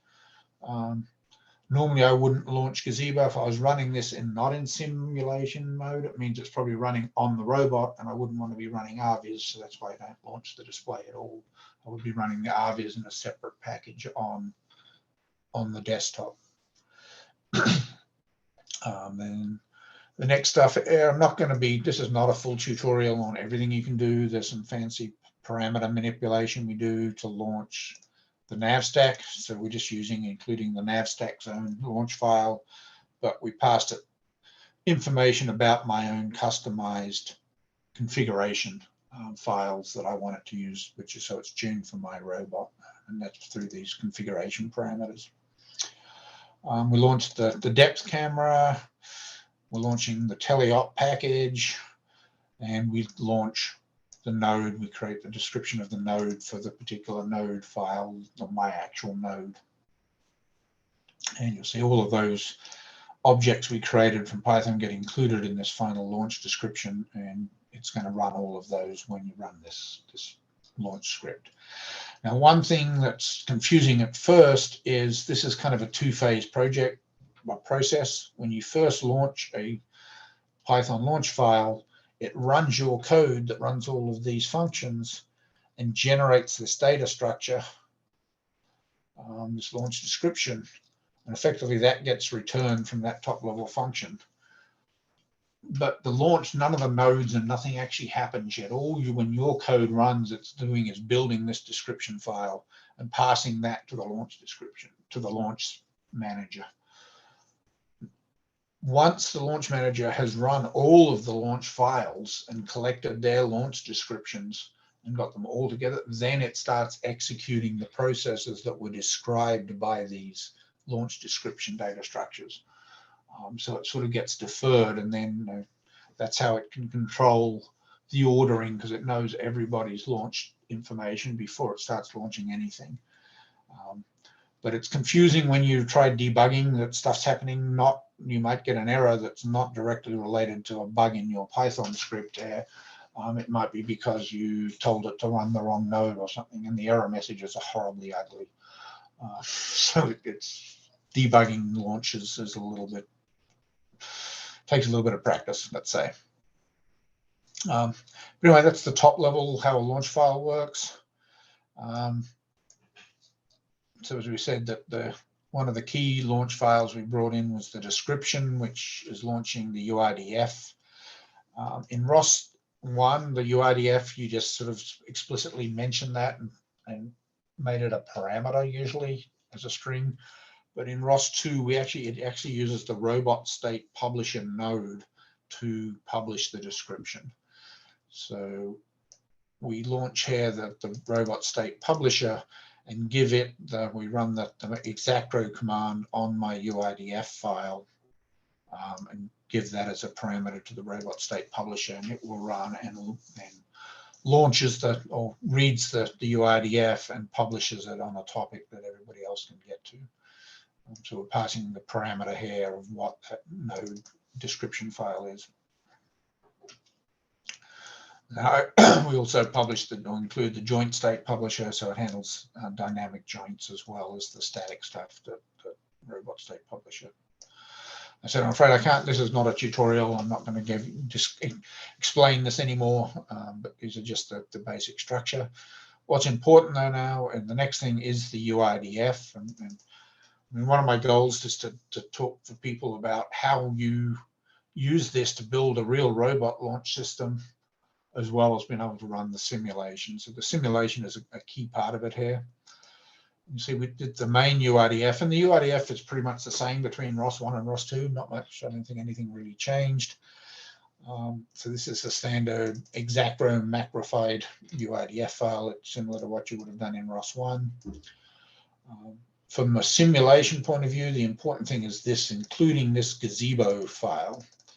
So the way Gazebo works, it takes the UIDF that you would normally use in RViz, but then you need to add additional stuff to get the simulation to work. Certain things like physics properties, like friction of your wheels and the ground and stuff like that. But also if you're wanting it to simulate the robot, like the motor controller or your LiDARs or cameras, you need to use plugins in Gazebo and describe them to have Gazebo provide that functionality. So we can do that by including, well, generally we factor out that this is the standard UIDF that you might expect, the base footprint, base links, joints, caster wheels, rear wheels, front casters, describes points for mounting your LiDARs, and then the transforms and things for your cameras. So that's just very standard UIDF stuff. But by including this other Gazebo file, we can add the additional stuff that Gazebo wants, and RViz is going to ignore it. So it's okay to have it there all the time if you're not using Gazebo, but then you can add the extra information that Gazebo wants in a separate file, so you can kind of keep it separate. And the way you combine it, that all of the tags in Gazebo here have a reference element that names the tag that it relates to. So basically what you're doing is adding additional attributes to the element you already created in your UIDF, but you can do it by referencing those other elements by name in these Gazebo tags and add the additional attributes that you want. So one thing that you need to do is one thing Gazebo, it doesn't do from RViz, it doesn't recognize the color attributes in the way that you normally define color for models in RViz is not recognized. So you have to add a separate color material tag to have Gazebo render it in a particular color. So for anything that is a physical body object in your UIDF, add an additional color tag so it comes up in Gazebo in the right color as well. So generally we just reference then all the objects, but here's my wheel object that's just a disk defined in UIDF for Gazebo, but for RViz, but in Gazebo I can say, well, that tag that's my left wheel link needs these additional friction characteristics so that it simulates properly in the physics. So this is just adding friction to both the wheels and the caster wheels. We can say we want casters just to slide around, so we make the friction 0 on them. We can add that information here. So that's mostly what you want to do with the physical part of it. But then the other part of Gazebo is to now actually add the simulation of devices like cameras, LiDARs, and the actual motor controller and base. So we do that by adding sensor objects to simulate cameras and things. So associated with the base link or the LiDAR link here, we're creating a ray sensor object. And this is simulating a LiDAR. So this type of sensor in Gazebo simulates a sensor with a bunch of rays like a LiDAR. We can tell it it's horizontal and how many rays to have, what the resolution, starting and ending angle. So you can model it after your real LiDAR. If you have a real LiDAR, Neato LiDAR, or one of the ones that Alan was showing earlier, or whatever type of LiDAR you have, depending on those specs, you can have Gazebo simulate the same behavior and types of resolution on your LiDAR. You can give it a minimum, maximum range. You can even tell it to simulate noise characteristics, and how fast you want it to publish the data. So you would tune that so it matched what your real LiDAR was on your real robot, but so when you're running simulation, it behaves similarly. So as well as defining that with the sensor tag, you can then define a plugin that tells it what code to actually use to run that and generate the simulation. And there's a whole bunch of these already provided for most of them. It's the Gazebo ROS plugins package, and you can look that up and see what all the plugins that are available to you. So this one is the laser scan, ray sensor, and here's where you match this in, map this to ROS, so you can tell it what topics to publish that on, by using mapping tags, what data format. So again, you would have this emulate and publish the same topics as your normal LiDAR driver would be publishing on your real robot. You can tell the simulation to use the same topic names and things, so it just appears in ROS the same as the real robot was. But then remember, within our launch file, if I was running simulation, I would have conditionally said, don't launch my real LiDAR driver that would normally be publishing this. But I said we're launching Gazebo, and it's going to publish them for you in simulation. So we can do that for LiDARs. There's similar here for the base driver of Gazebo. Has a whole thing that simulates a differential drive base. So we can tell it what the namespace is to subscribe to command velocity, whether you want it to publish ODOM, all the sorts of things a standard differential base is going to do, which wheels within the UIDF represent the wheel joints, which joints you tell it so it knows what objects it's physically driving. You give again the dimensions of your wheels, how fast you want it to publish and simulate. You can simulate the torque and acceleration characteristics of your motors. And then from a node publishing, you can tell it whether or not to publish an ODOM message the way a differential base would, whether to publish the transform that you normally would from a base, and whether to publish the wheel transforms as well for the angular rotation of the wheel joints that typically you would do also from a and then which topic names to use and frame names to use for publishing all that stuff. So this is how you can simulate the base driver.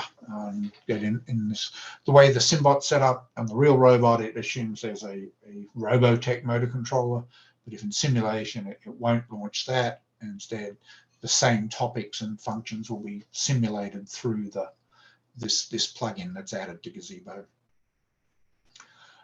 Gazebo also has its own joint state publisher, so it publishes the wheel joint angles the same way that your base driver would normally publish the wheel rotation information.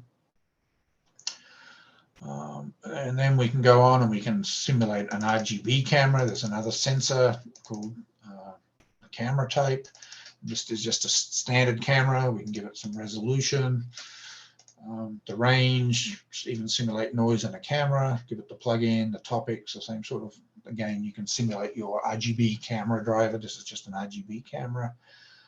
And we can do depth cameras. It even has depth camera capabilities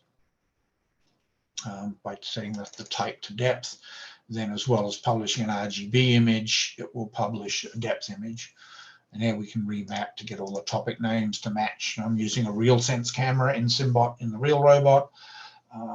So we can have this match the way the RealSense camera would be publishing data and appear to be a depth camera in Gazebo. So that's basically a very quick overview of the launch files and gazebos and descriptions. How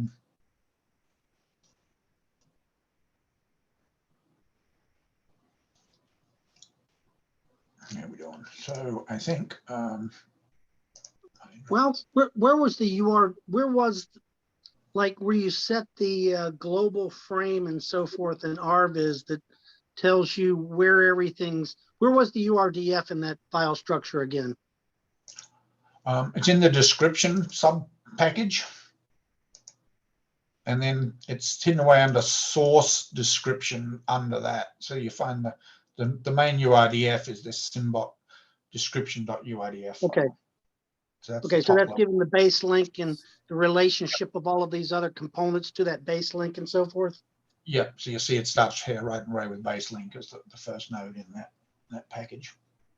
So you still have a description package, but it sounds like, hi, this is Dillo. It sounds like you can have the same description and have it conditionally launch either Gazebo or to use Gazebo or to launch the real robot, but within like the same package. Unlike ROS1, where you have to have a whole like separate Gazebo description, and you have to fiddle around with like different topic names and different namespaces. And yeah, no, you can, that's one of the whole things about this demo is, yeah, it's all one package, exactly the same package as Harry used for both simulation or the real robot. And it's just through right. And in Python, through the Python. And so in Python, you would go ahead, finish. I'm sorry. Yeah, so that's what I was here. Which node, for example, the motor control of the RoboClaw. This is where in the Python launch file we're saying launch the RoboClaw base driver, but I can use this feature, condition feature, that says if I pass the parameter use sim as true when I launch my package, it's going to say unless that's true, launch the Robotech. So in case where that is true, the condition's false, and it will not actually launch my Robotech. So I don't get that. So it's all in one big huge. It's one big huge package, and then you just pass like a flag, and it figures out if it should start the real one or if it start Gazebo. That sounds pretty cool. Yeah, and so you can have the same launch file, and you just pass it a parameter, say make it simulation or run it normally. Yeah, I mean that's like super attractive right there. Yep. Now, one trick when you're using simulation is this parameter use sim time. You'll see it's on every single node. That if you are going to run stuff in simulation, you kind of need to pass this parameter to every node that you launch, and it tweaks the way that nodes handle the clock when you're running in simulation. So that uses the simulated clock, not the real time clock. So that's just something you need to use. But then I've used that same parameter to tell me if I set use sim time true, that means I'm in simulation. So conditionally include or not include the different nodes that I need to actually run in simulation or not. And then I think one thing that's nicer about ROS2 and the URDF is that Gazebo you don't need to create a separate SDF.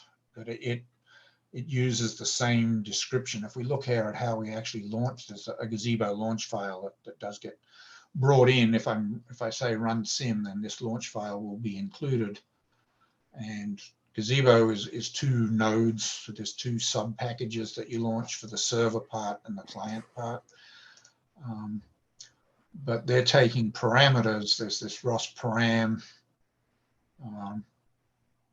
There's a thing called the spawner entry tool. So you launch the Gazebo server and Gazebo client, but then you also run this spawn entity, and it just takes the robot description topic that you already published to represent your model. And it will bring your robot from your URDF up by just reading the URDF that's already been published. And I said, and then what you do to add that within the same URDF that you already had, this would be the standard URDF just for RViz, but because I included this additional Gazebo file, it's still pretty much the same syntax of XML tags. I've been able to add the additional stuff that Gazebo would be looking for, and Gazebo recognizes the URDF with these extra tags. It doesn't need a separate SDF. And RViz just ignores these extra tags, so it doesn't. You don't have to even conditionally change how this gets included. You just always include both of them in your URDS description, and everybody's happy. Are you actually using Gazebo or are you using Ignition? I've so far only used Gazebo.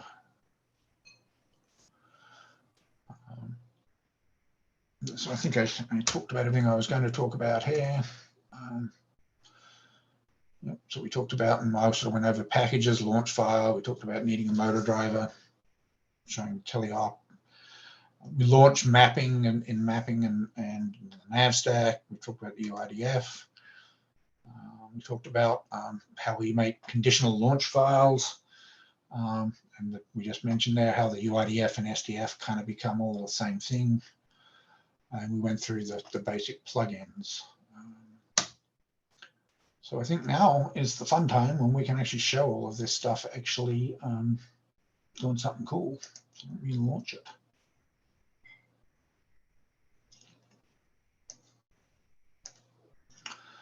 So we'd like to create batch files now that launch my launch files, because the syntax gets, you end up with a bunch of parameters. So this is just the ROS2 launch command that we were going to be using, ROS2 launch.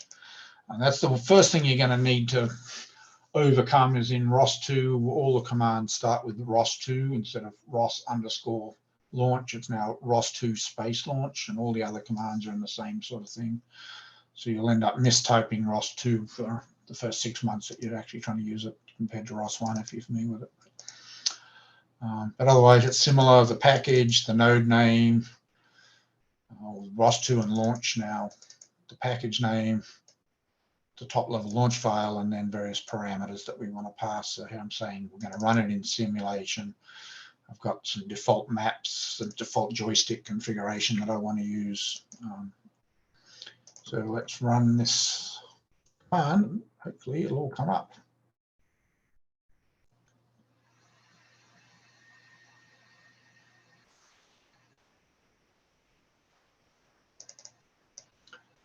So I can't show both RViz and that. So this is the Gazebo window. So I've just used the Turtlebot example, Gazebo house. This is a standard house model on Gazebo world that you can get from Gazebo. And you'll see buried away in there is our little Simbot. So I said it's a simple differential robot, has a LiDAR, a depth camera, and an RGB camera. And within Gazebo, I've turned on features. So the blue screen is visualizing what the LiDAR simulation is doing. You see it even sort of projects into space your camera images the way it would be seeing that. And I've got my joystick, so I can drive this around here in Gazebo, and you can see the robot moving. If I zoom out a little bit.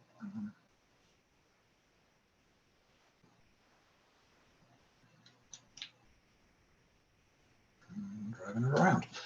So that's teleoping the robot. If we now also, we can take a look at RViz. And you'll see for me, there's a map. I already created a map of this space. You see there's the 2D map, and then our RViz version of the robot is here. Looks similar in RViz to Gazebo. And you can see I mentioned you can't see images in RViz, but that's only compressed images. Because this is all running on the same computer, it's not trying to wireless. I can sort of bring up the uncompressed versions of the images, and they work okay when you're doing sim. But again, if I drive around, you'll see the images updating, RViz updating. You can see it's projecting in front of the robot, the actual 3D point cloud that's generated by the depth camera we have. You can see half the wall there is projected, which is from the point cloud. Okay, that's kind of cool. And the laser scan is working there as well. Something if it's working, it's just working.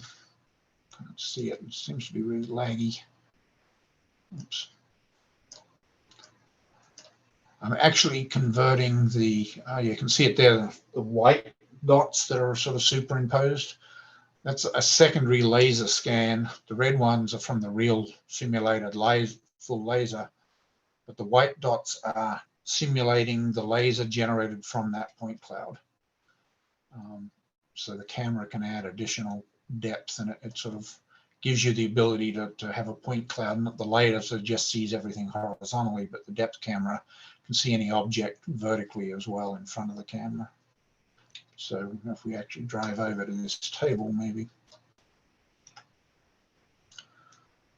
this outline here is of a table. You can see it come up. Hopefully, the depth camera. Maybe this isn't going to work. I haven't adjusted the height on this very well. Oh, there you go. You can see the leg at the moment.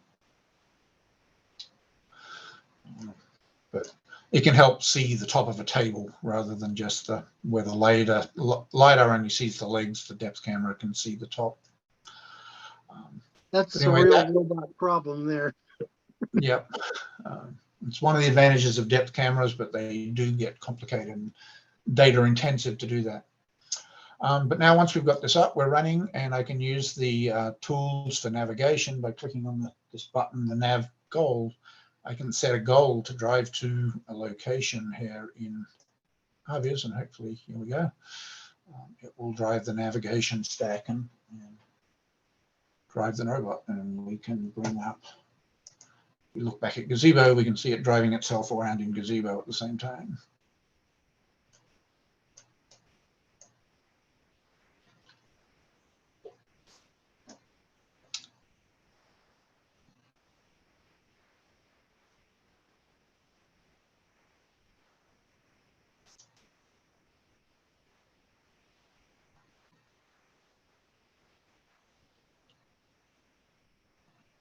So there you go. I think it's got there. It's come back, and there's even a little navigation plugin now that shows up here in RVs that shows you that it found the goal and reached its goal. That's awesome, Ralph. Yeah, I mean, there's another feature here that they've added. It's kind of mostly for debugging, but you can do this sort of multi-waypoint mode where you can select that and then give it a bunch of different waypoints. Over here in this room, and then we say start waypoint following, and it'll actually drive from one waypoint to the next in a continuous. Also, the way it's doing the navigation is driven by a behavior tree, and they provide 2 behavior trees built in that you can change. And one of them is the navigate to a single goal, and the other is the follow the waypoints.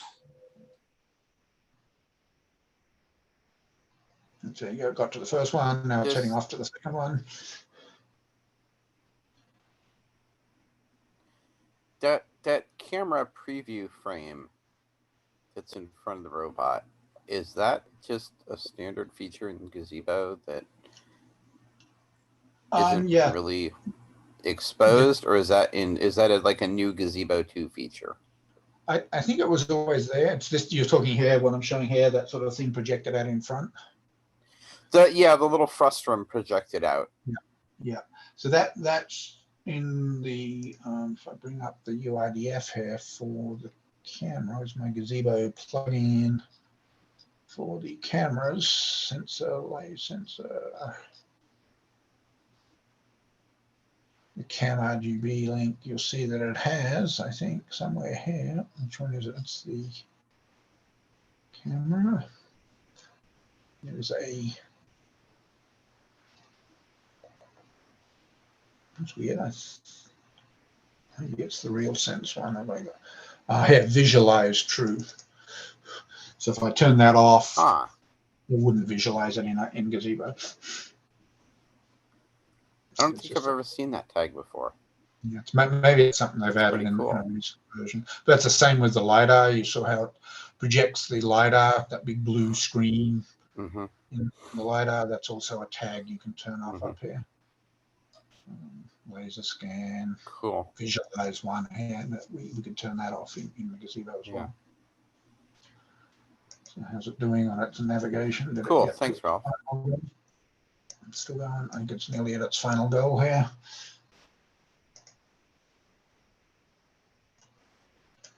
And this is pretty much one of the major advantages of ROS2 is this is the nav stack pretty much working out of the box. I've done very little to tune the nav stack or any of the other than setting the acceleration limits and the geometry of my robot. It works way better if you probably judge if you've ever worked with the ROS1 nav stack. So this is definitely an advantage of implementing it.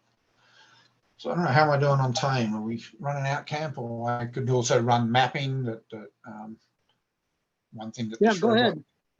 I'd also point out that this simulation definitely has navigation failures built in. So I was able to drive to a point, tell it to navigate somewhere, and it couldn't figure out how to get there. And that's just because of the configuration parameters. So solving the configuration parameters under simulation is a whole lot more satisfying than trying to figure them out in a real robot. Right, simulation puts a lot less holes in your drywall. I like that. But I think I can just now, the way I've set this up, mapping. If I run it and pass it the mapping parameter, it will know I need to, how did I do that? Maybe I never ran. Oh no, it's a different command to run mapping.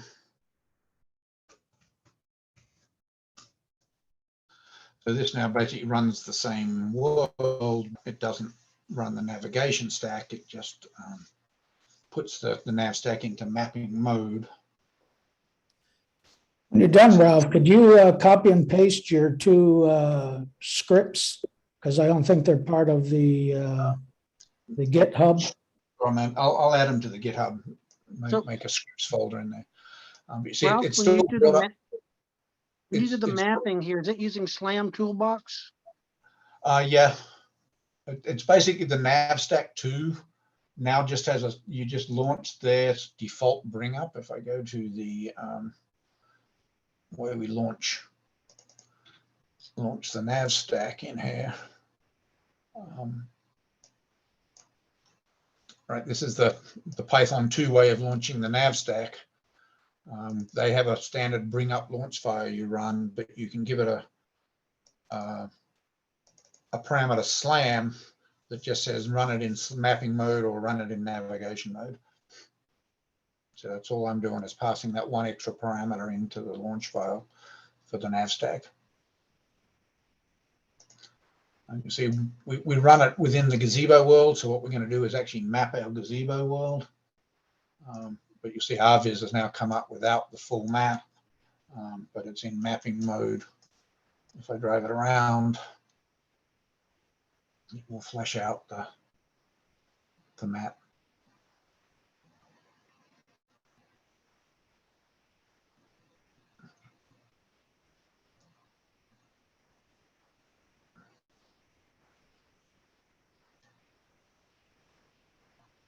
Now, one thing that is available with SLAM Toolbox and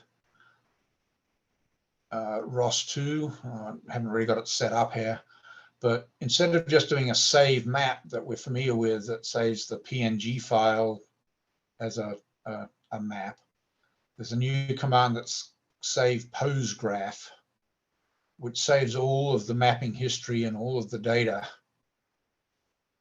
which then allows you to relaunch mapping on a partially created map.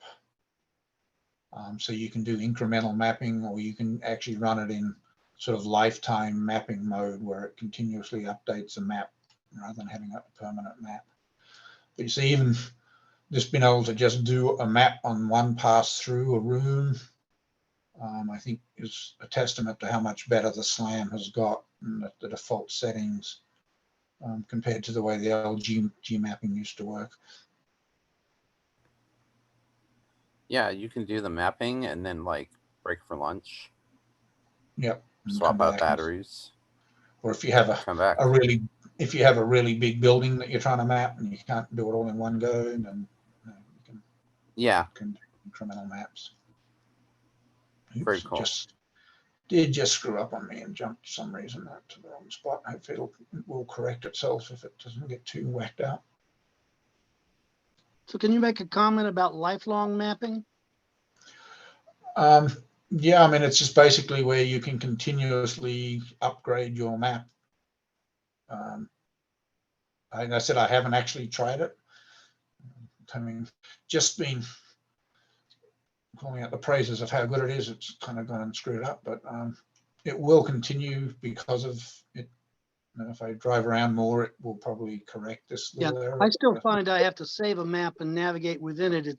It functions much better than keeping the SLAM toolbox on, but I see where they're going to, that you just continuously map and then you're able to navigate within what you've mapped.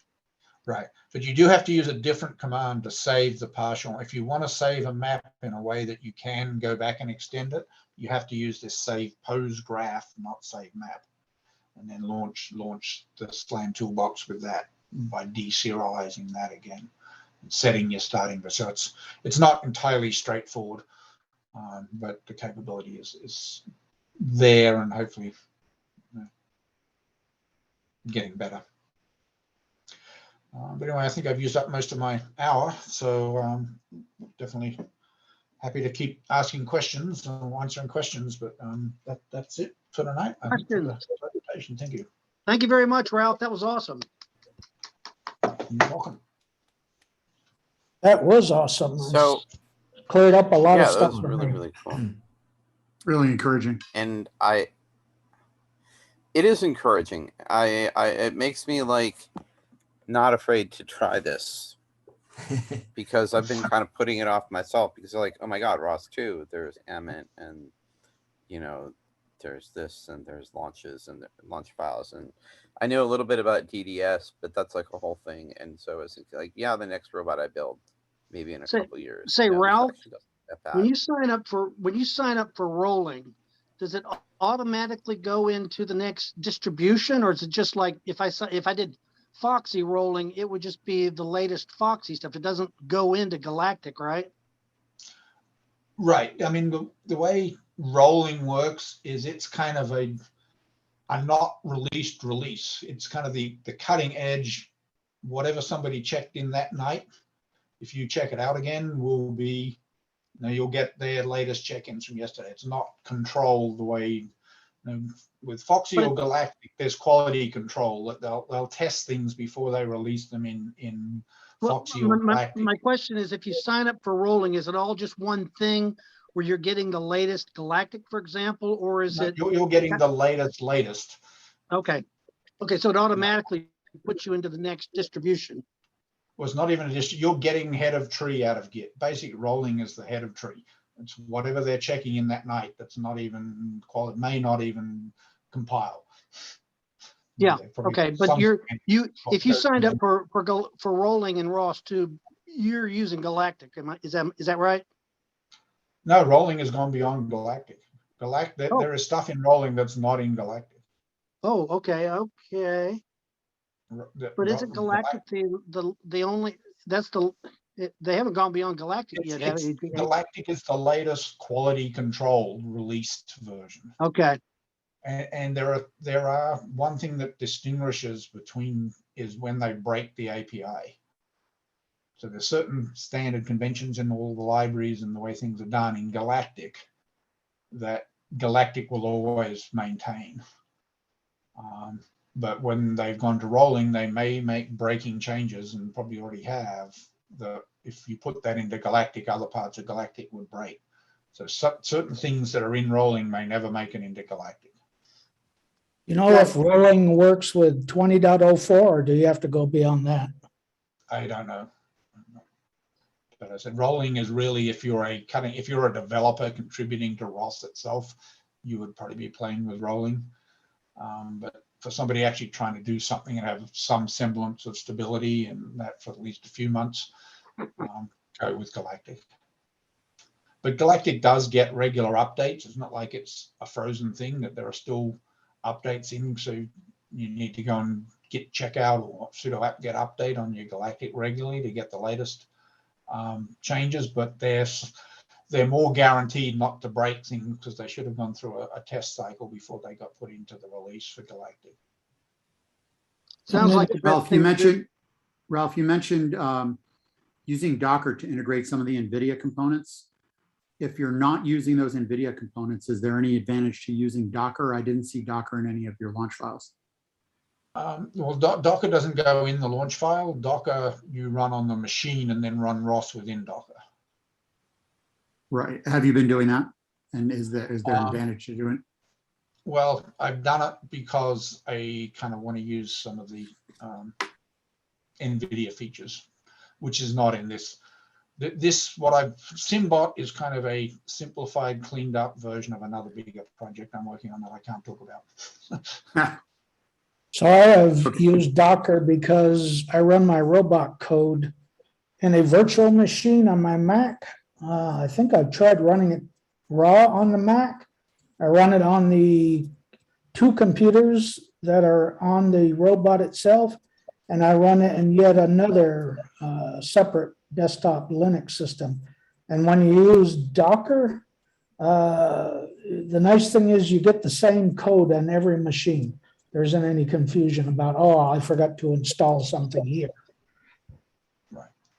Yeah, so that, I mean, that is, and you can use Docker even on a Ubuntu desktop version with ROS, and a lot of people actually recommend doing that now. You can just download. So the nice thing about Docker, it's kind of like a Git. You just say Docker, Docker pull or something, and give it an image name, and it downloads the entire working machine in one command that's pre-installed with everything you want. So if you're actually so whether you're running it raw or in Docker, ROS2 is unaware. There's no parameters. There's no nothing you need to do to run it within Docker. Nothing special. Networking, depending on how you set up Docker, you may end up with having to do some network configuration that works nicely with the way Docker does networking. Permission. So running it's more about changing the way I'm configuring Docker to work nicely with ROS rather than changing ROS to work with Docker.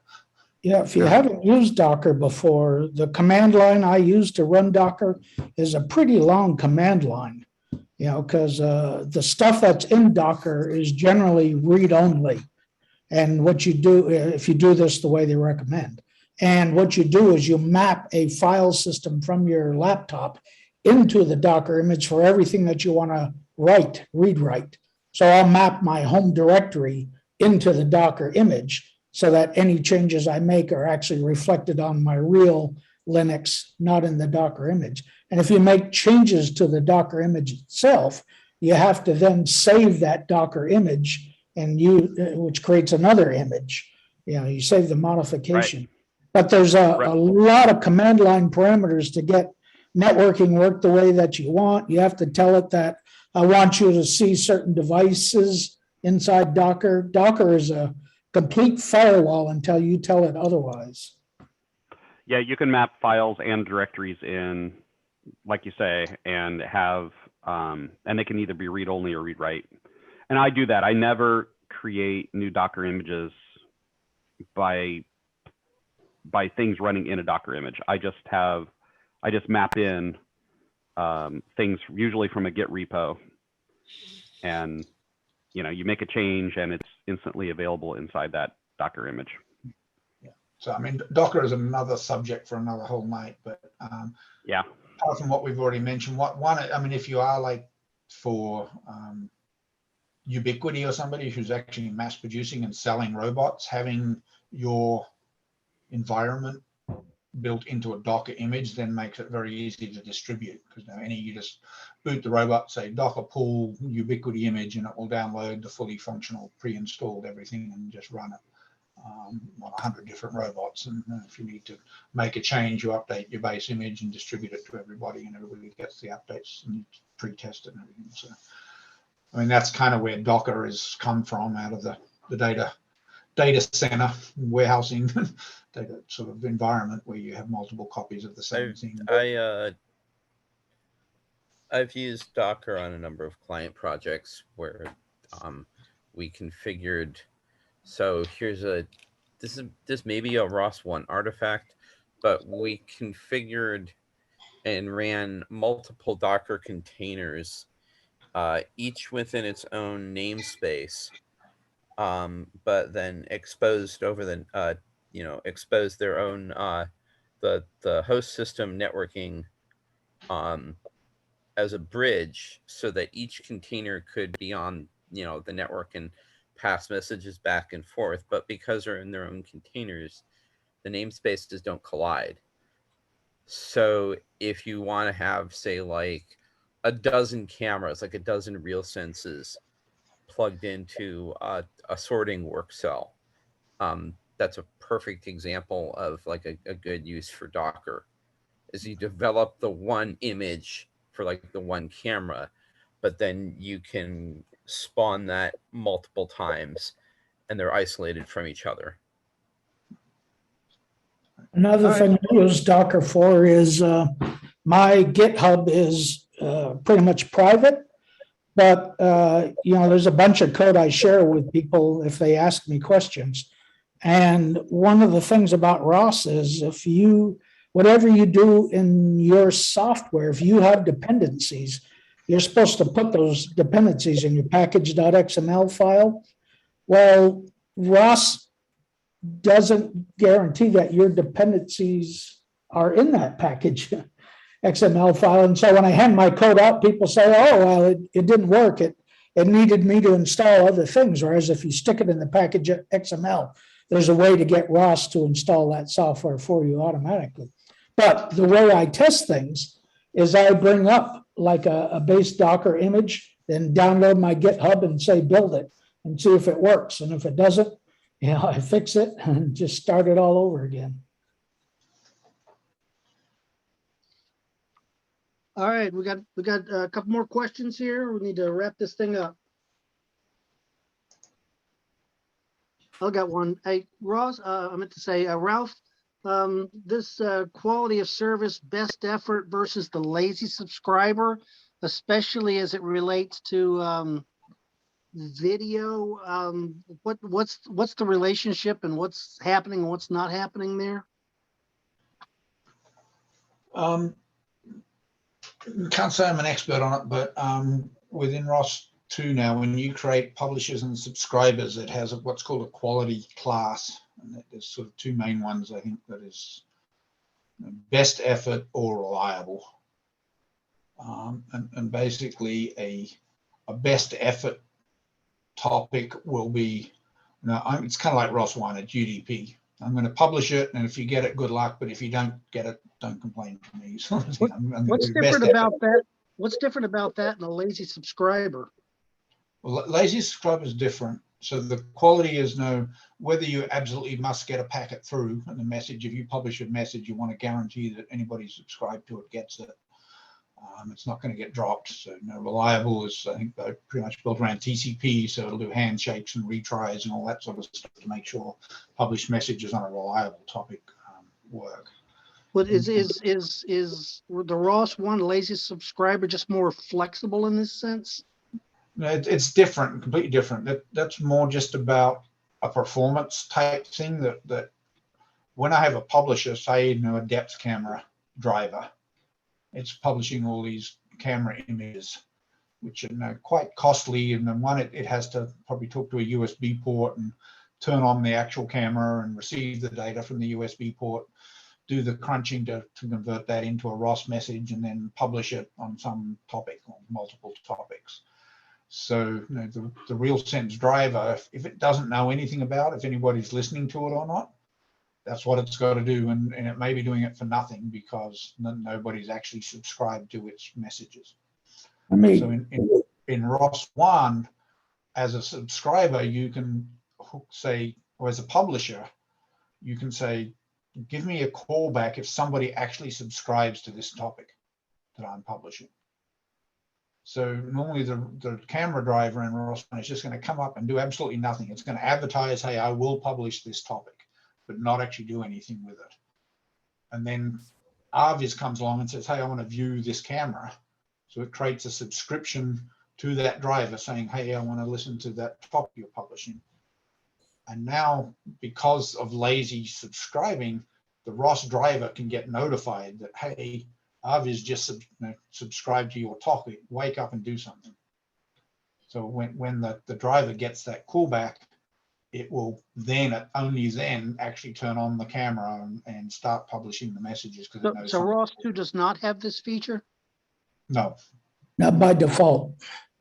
So the way ROS2 is set up, if you bring up a RealSense camera, it will swamp your USB system and it'll put out a whole lot of stuff on your Ethernet, whether or not anybody's listening to it or not. And ROS1, if nobody's listening, it generally makes it so that that stuff doesn't reach the Ethernet channel at all. So Mike, I think Mike has figured out a way to, Ferguson has figured out a way to use the APIs and make lazy work, because I think you can, in Galactic, I think you can ask, who are my subscribers? But I think it's like a polling thing. You have to periodically ask, is anybody listening? I could be wrong on the polling thing. Yeah, I believe it's apparently difficult with DDS to actually implement that feature. I guess it was kind of an inbuilt feature of the old ROS1 communications platform, where it was easy to notify a node that somebody had subscribed to it or not. But I guess in ROS2 with the system, there's no master that's arbitrating those connections that can notify them. So yeah, that's actually that's actually like a function or a feature of the master, where the master was just essentially like a bulletin board that has all the topics with all of their ephemeral ports on it. So it was really kind of an easy thing to sort of use and abuse. And it turns out that communicating it into, you know, kind of a more formalized system is difficult. Yeah, so I think, as Mike said, as you said, Mike, you can query, is somebody listening to me? But you have to actively do that. You can't just register a callback that the system will automatically notify you when somebody does or not. Any more questions out there? Ralph, thank you very much. That was an awesome presentation. Yeah. Welcome, guys. Send Ralph a free t-shirt for all that effort. Send him a hoodie. Thanks a lot, Ralph. And send him a hoodie. And I said that the code for this that's up there on GitHub. Check it out. And if you find that, definitely post pull requests or open issues and topics, and make sure it works for people. It's work in progress. No guarantees that it's not break in some way, but that's all right. Get it. Thank you, folks. Thank you for attending our last meeting of the year. We have a couple of meetings in December, but no general meeting. And of course, join the mailing list. That's it for this evening. And now we just hang out in the parking lot until security kicks us out. Thank you very much. I have a request for the club, which you might mediate, Kent, is that we have members that are members of Maker Nexus. And Maker Nexus is quite happy to have the robot come and do things there. It'd be interesting if we reach out to those members and ask them to set up a swap meet in December. Okay, that's Maker Nexus. Is anybody out there a member of Maker Nexus? I used to be, but I let my subscription drop. I'll put together an email to that effect, and we'll see if we can't get a physical meeting. We might be able to do that at Circuit Launch as well. Okay. I can talk to people over there. Maker Nexus is having an open house on the 11th of December, I believe. Everybody's doing things on the 11th. Join the mailing list. That's the central point of communications. And I'll throw in a plug. Maker Nexus membership's $150 a month. You get access to a whole building full of great equipment over there, and they've got a lot of really smart people to help you. Where's Maker Nexus located now? It's, if you know where the smart station is in Sunnyvale, right next to the bay, where the dump is and things like that. It's a few blocks away from that. Okay. Sunnyvale. Very good. All right. Yeah, we're having to, go ahead.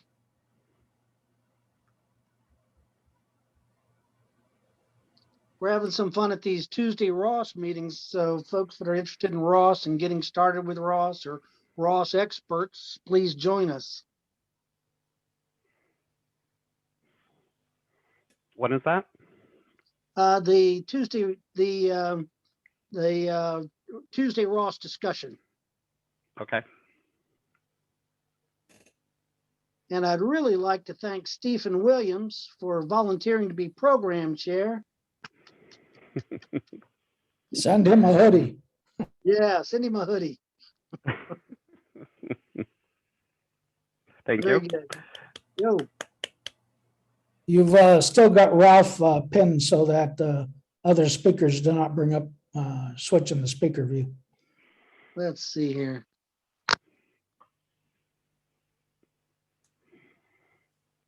There we go. I just removed the spotlight on you.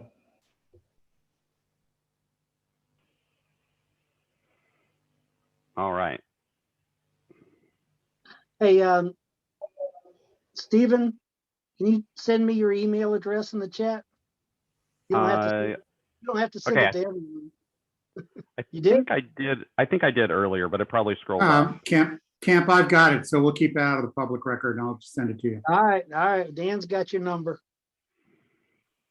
It's been the same email address since 1992, so I think pretty much everybody has it by now. But I've got an extended car warranty I wanted to send to Stephen. Yeah, there we go. Wait, say that again? I wanted to sell you an extended car warranty.